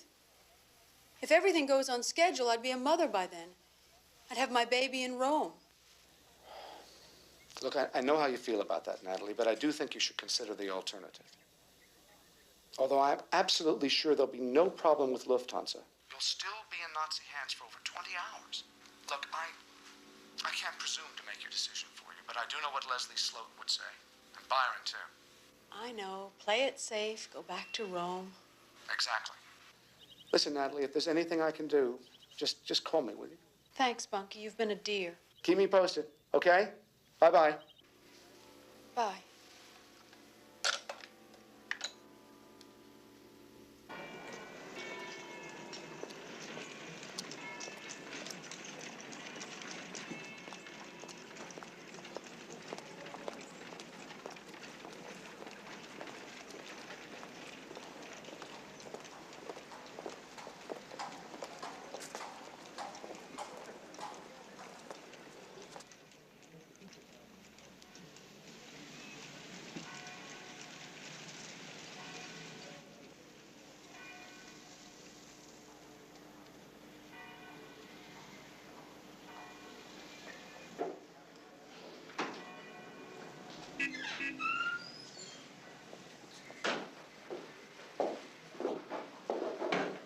Guten Tag.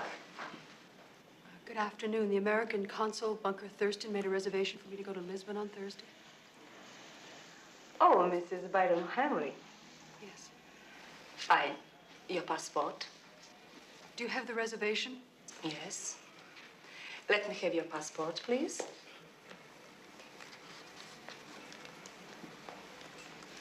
Fill this out, please.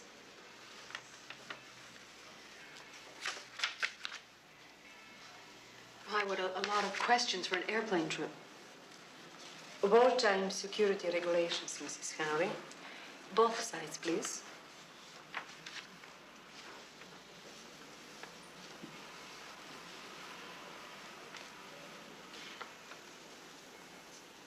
Brauchen Sie einen Stift?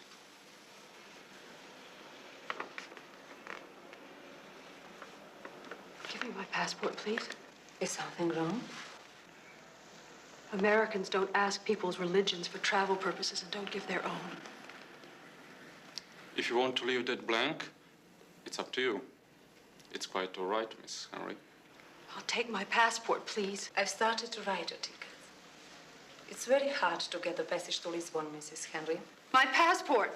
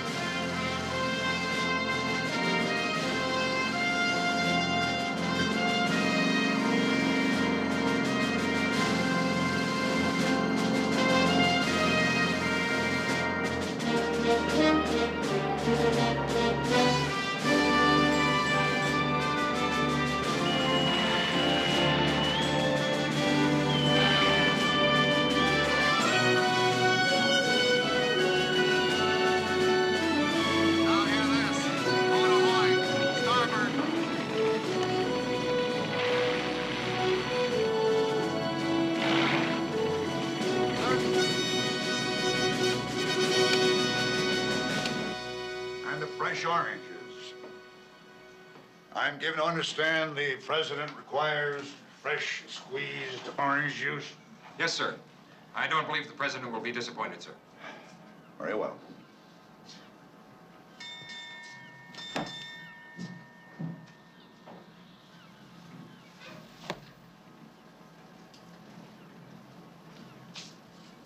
Good morning, sir. All right, Henry. What are you doing here? I ordered all the war planners berthed together on the Tuscaloosa. You're nothing but a passenger here. I was awakened at 0500 aboard the Tuscaloosa, sir, and told that the president desired my transfer along with my gear aboard the Augusta. So I complied. The president, huh? Yes, sir.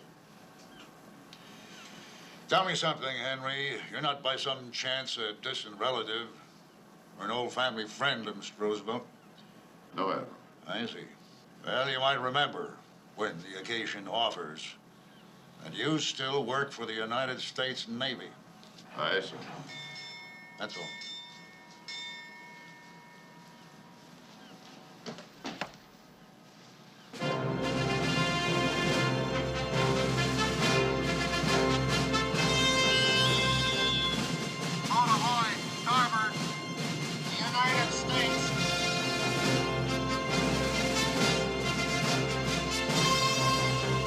Sure that suit isn't a shade loose, eh, Tom?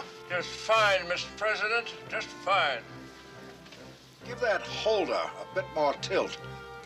A jaunty angle. I believe that's the way the press describes it. Am I right, gentlemen?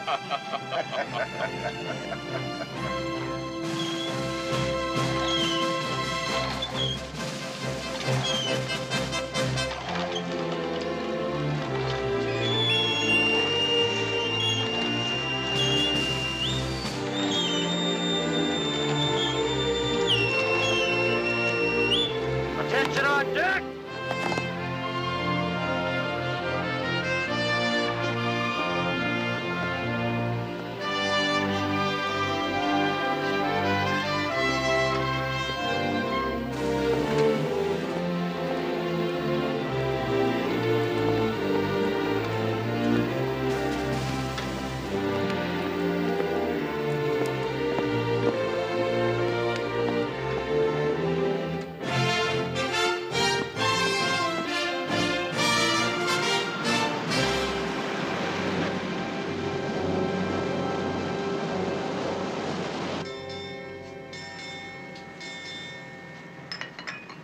c'est yours, sir. Thank you, Marcus.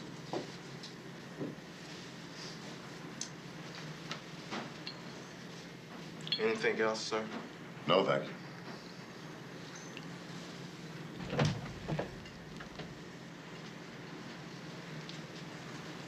Captain Hammond?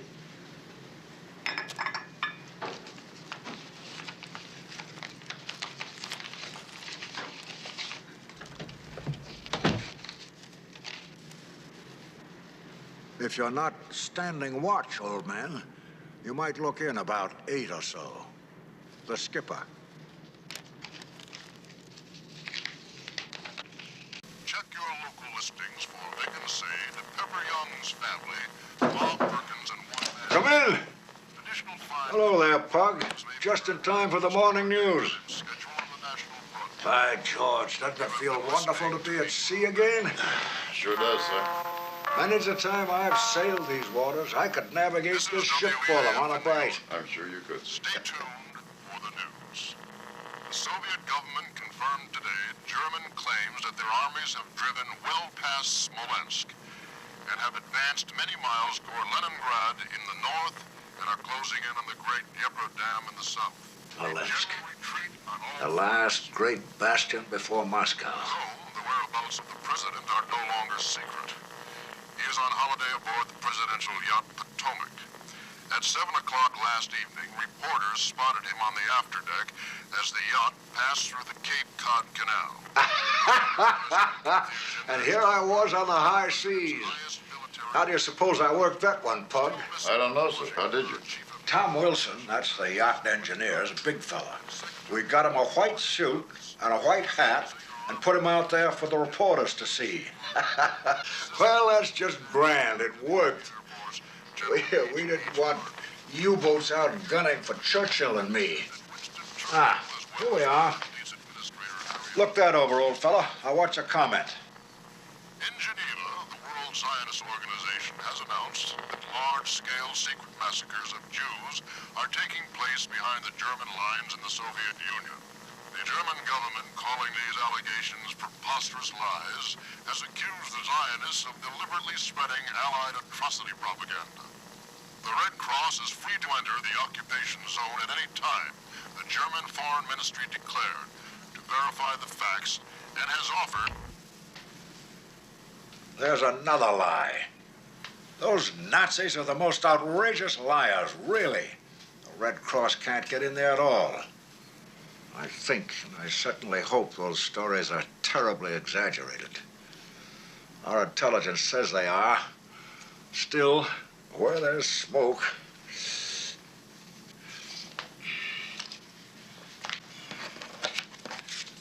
I have a copy of that Jewish statement the radio was talking about. But what's one to do? We've tried to get around the immigration law. We've had some success. But when I've got a Congress ready to disband the Army, can you imagine my going to them with a bill to admit more Jews?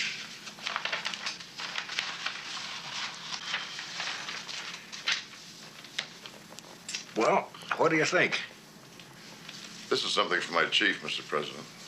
Pug, you've got a feeling for facts, and when you talk, I understand you. These are two uncommon virtues. So let's have it. Take your time. All right, sir. Essentially, the Army sees things differently from us on Lend-Lease. Possibly it's because they figure they'll have to fight the Axis single-handed after the Russians and the British fold. And the Germans may capture and use against us all the stuff we send over there. And the Navy? Our contention is that if the Soviet Union does go down, and Britain too, a hell of a lot of Germans are going to have to die to lick them. And every dead German is one less German who'll be firing at us one day. I agree on that. Okay. We can replace lost material pretty fast, but it takes 20 years to raise a live bush to replace a dead one.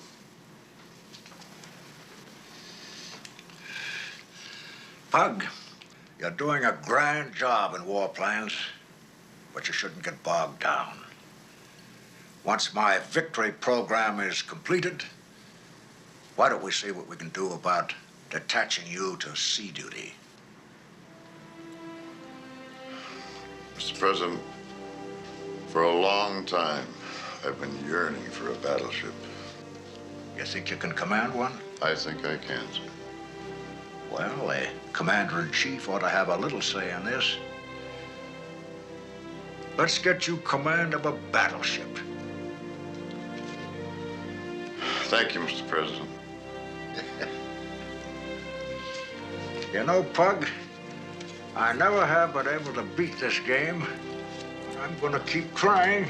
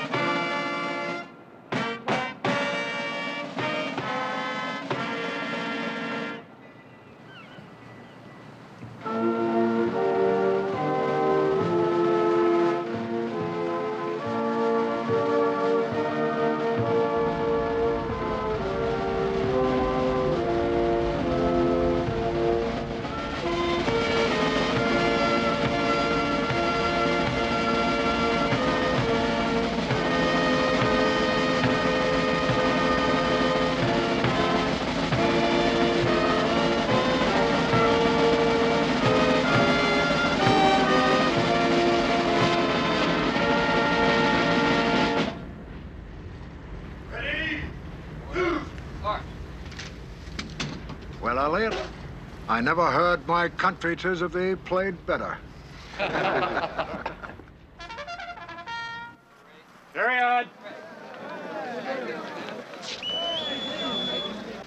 Now hear this. The smoking Henry. lamp is lit. Yes, sir.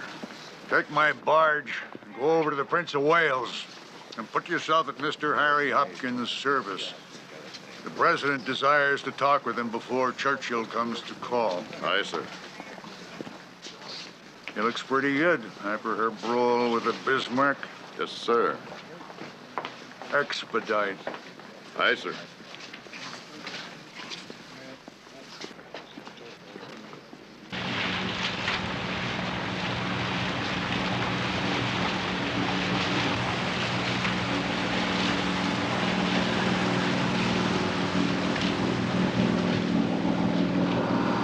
So you're still in war plans, huh? You'll attend the staff meetings then? Yes, sir. Some of them.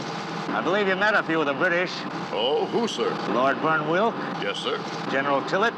Oh, yes, I've met General Tillett. He's heading their army planners. You might bear in mind what our friends will be after. It's fairly clear to me after 5 days at sea with the Prime Minister. First, they're going to press for an immediate declaration of war on Germany. Now, they know they won't get that, but it softens the ground for the real reason Winston Churchill's crossed the ocean. They want us to warn Japan that any move against the British Empire in Asia would mean war with us. Will it? And they want assurances that for Lend-Lease, they'll come ahead of Russia. the president isn't thinking that way. I hope not. If Hitler wins in Russia, he wins the world. That's the war now. That's where the stuff should go. Well, then this whole conference is rather pointless, isn't it? No, it's a triumph. The American president and the British prime minister are meeting face to face to discuss beating the Germans. The world will know that. That's achievement enough for now.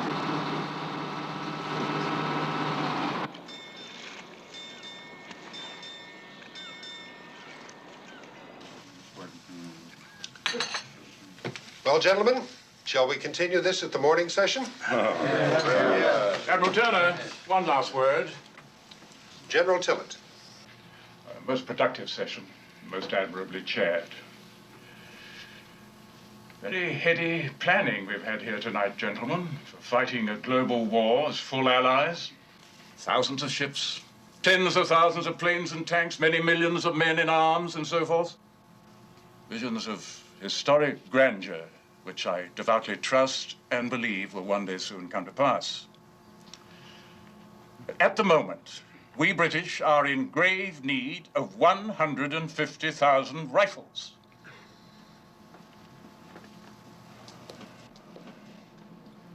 Lord Burnwell. The Germans captured Crete, you see. A large, well-garrisoned island entirely with airborne troops. We can no longer exclude such an attempt on England. And we must arm against that possibility.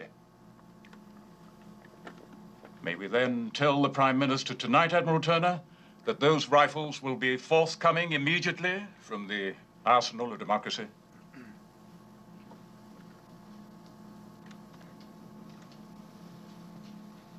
General Anderson? We're woefully short of field arms ourselves just now, Admiral. You may tell the Prime Minister that the request will in all likelihood receive expeditious, positive consideration. We're infinitely obliged. Thank you, gentlemen. Tomorrow morning.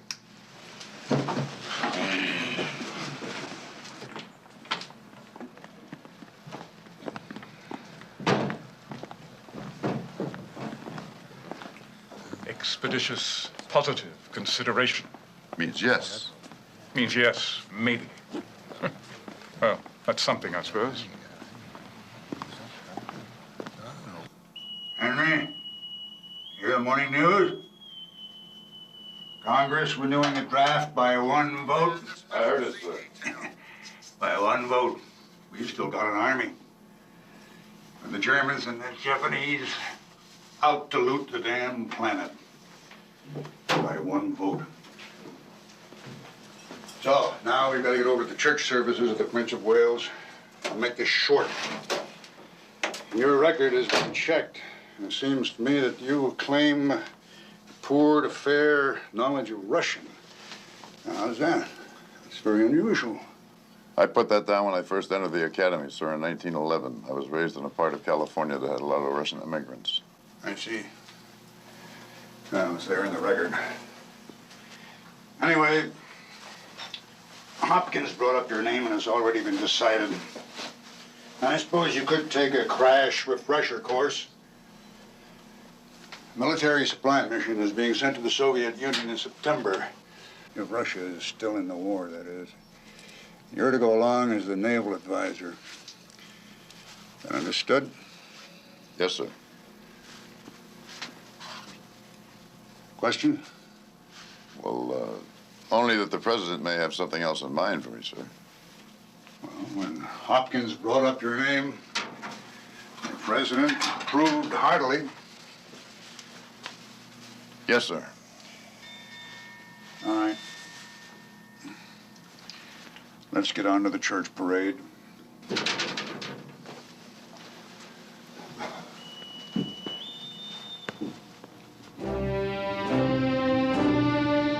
Sunday morning, August 10th, 1941, 8:46 a.m. The United States Navy has been invited by Winston Churchill to attend church parade aboard the Prince of Wales.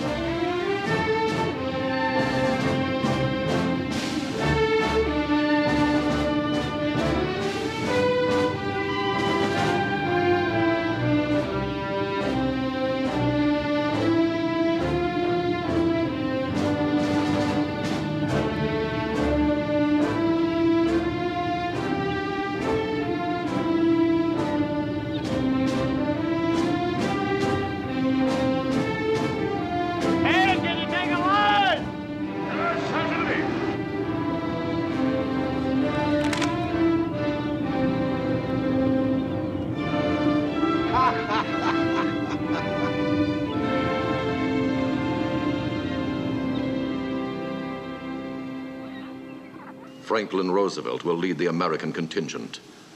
Offered the use of the bosun's chair to be taken across. He declines. He insists that the President of the United States will not be carried to this historic meeting. He will join the British Prime Minister aboard the deck of the great battle wagon, but he will do it with dignity. He will walk.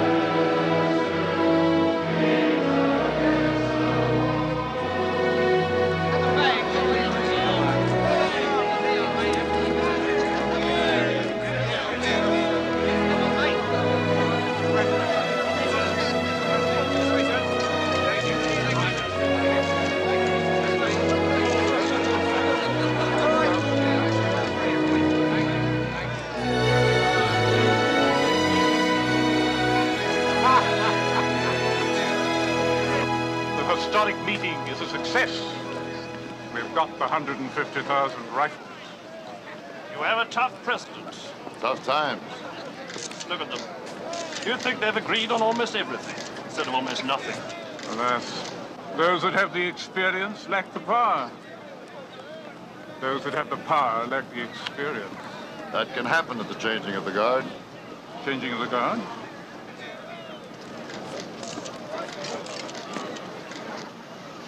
Well said. Very well said. Gentlemen, time to get back to the war. Oh, I say, Captain Henry, completely slipped my mind. I bring you greetings and a message. Oh, from whom? The Tudsburys. Old Talkie says hello, and Pamela's ever so grateful to you for the news about her fiancé that you got out of the journals. How is she? Our little Pam? Oh, she's fighting a hell of a lovely war. Old Tudsbury's going on special assignment for the BBC, and I received word from on high to grant Pamela a leave of absence. He's half blind, you know. Special assignment? The Soviet Union. I suspect they're in Moscow by now.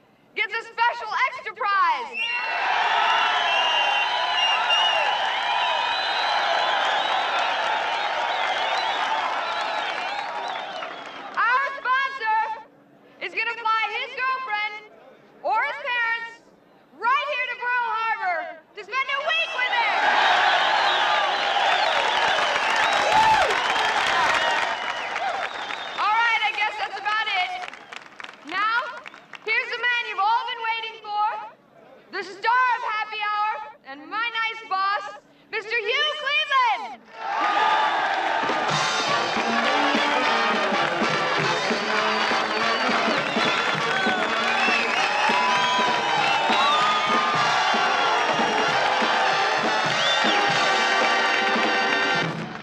Well, okie beaver-dokey!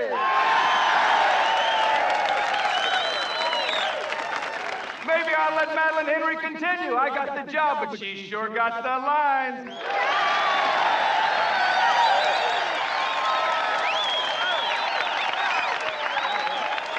I better introduce her brothers so you can see how big and strong they are. Our naval aviator is Lieutenant Warren Henry of the Enterprise.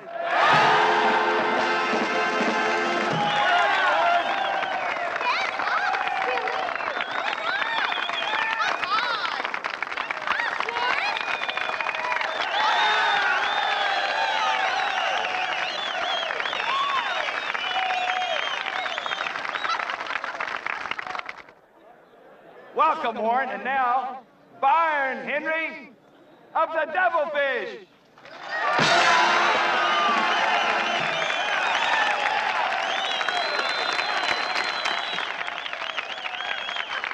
Howdy, Byron, and their father is a battleship man, folks, so the family's pretty well got the sea covered. Listen, folks, and one reason our country remains strong and safe is that we have plenty of Henry family!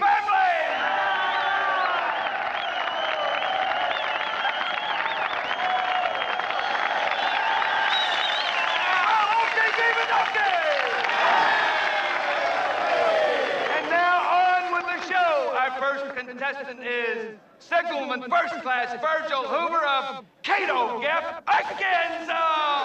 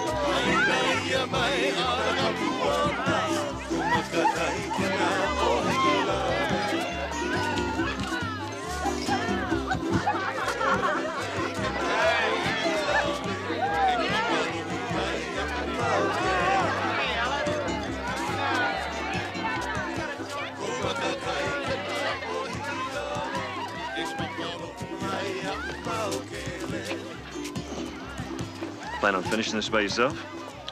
Yes, sir. Okay, Brian, what's wrong? Yeah. My transfer got turned down. I got the word today. That's tough, I'm sorry.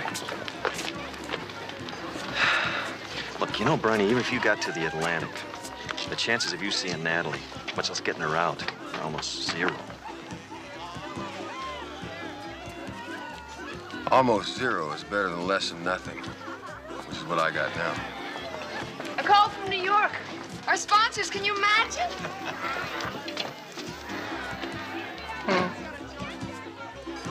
You know, I don't like that guy. This time my kid had his bottle. You want me to feed him? Are you kidding me? You like babies? I like this baby.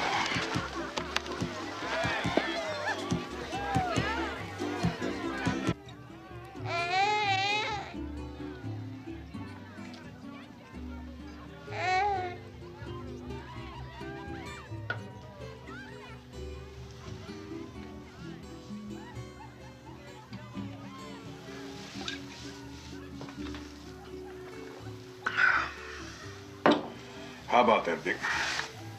Both of us empty at the same time. Yes, I know. Yes, I know.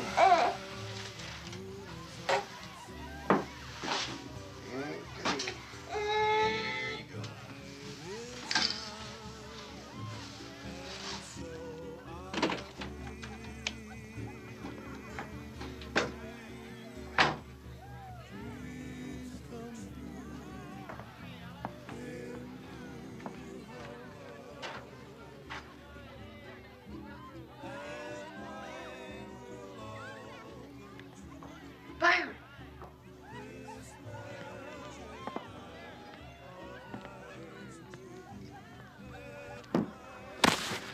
Now, hold on a minute, buddy. Now, wait a minute, Byron. It's not like you think. You don't understand. Our show got a spot check rating of 23.5. Hey, that's only 4 points less than Fred Allen. What the hell are you talking about? Our show, Briney, it's a hit. The sponsors loved it. All right, folks, while you two have a little chat, I'll just go out and back and mix a couple more rounds there.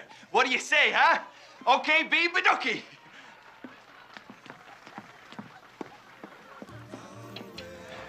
That's a married man, Maddie. Mom and Dad would be damn upset about what I saw. You're being horrible, Briney. The happy hour was my idea. And I was so happy when I heard the ratings, I'd have kissed anyone who was on hand. Well, you tell Hugh Cleveland that if I find out he's done anything to you, I'll come after him and put him in the hospital. Well, you're cruel and you have a dirty mind. And don't talk to me about hurting Mom and Dad. I haven't married a Jew yet.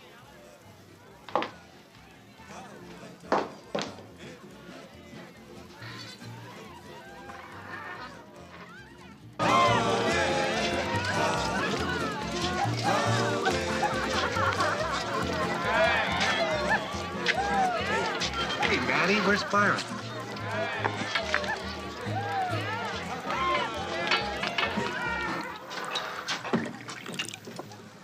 Hey, Briney. A little flash here I think you might want to take a glance at before you get pie-eyed. Where'd you come from? The base, son of a boy. Where else?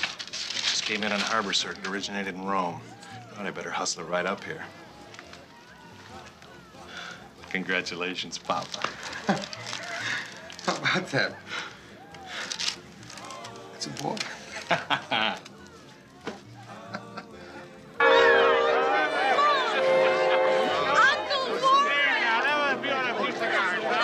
There you go, Lieutenant.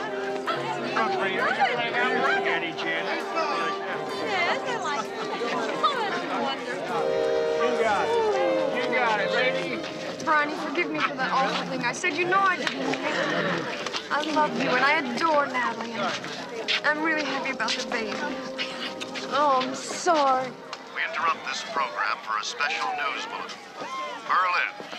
German Supreme Headquarters announces the capture of Kiev and claims the greatest victory in the war. According to German sources, 4 entire Russian armies, numbering almost 1 million men, have been surrounded and cut to pieces. Radio Berlin proclaimed at midnight, quote, "The Soviet Union no longer has a military capability, and the fall of Moscow is now in sight."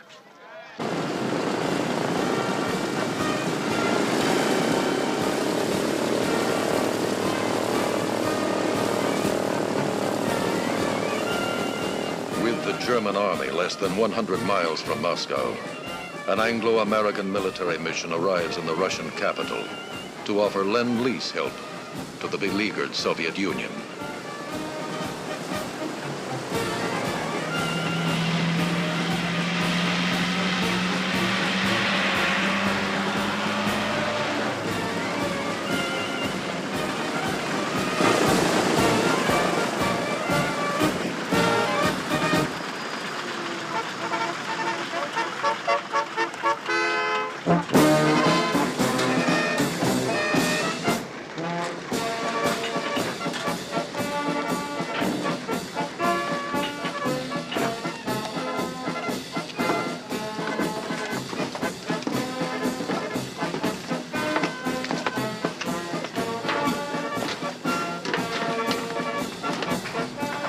this is a surprise.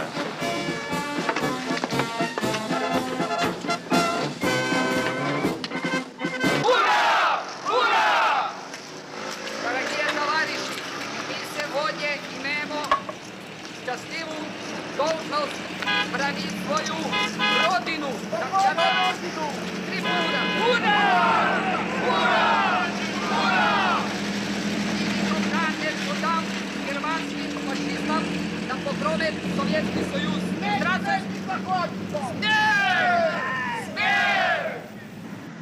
Still in Italy? And pregnant too. That's right. God. But I personally arranged for both her and Jasper to leave way back in June. Their ship never left. The Rome Embassy is still working on ways to try to get them out. Well, what exactly is your assignment here in Moscow? Advisory.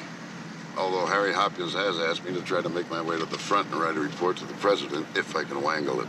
Oh, forget it. The Germans are getting closer by the day. Russians will never grant you permission.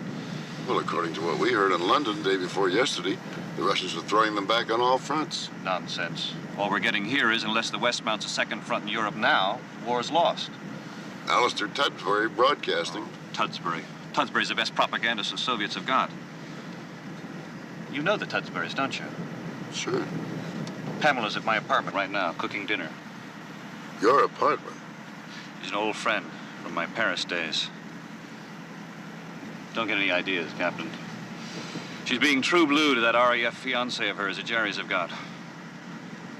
And that, Captain, is a story of my life.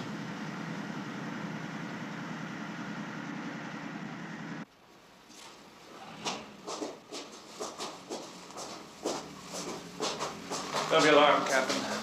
Your accommodations at the National will be more comfortable than these. Of course, they won't be as nice as Tudsbury's. We're damned if the Russians haven't given him Lenin's suite.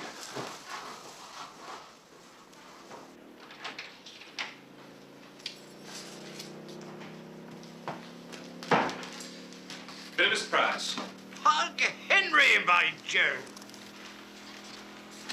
You've come with a hell of a mission, haven't you? Конечно. Почему нет? Bless my soul, this confounded Superman talks Russian. And that just about exhausts my vocabulary. Victor. Victor.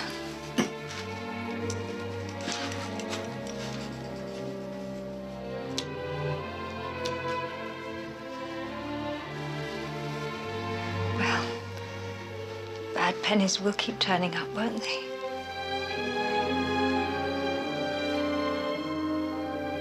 Well, Victor, I certainly hope you'll be joining us for dinner. Of course he is. Get him some vodka talkie and me too while you're at it. Right. Ha ha!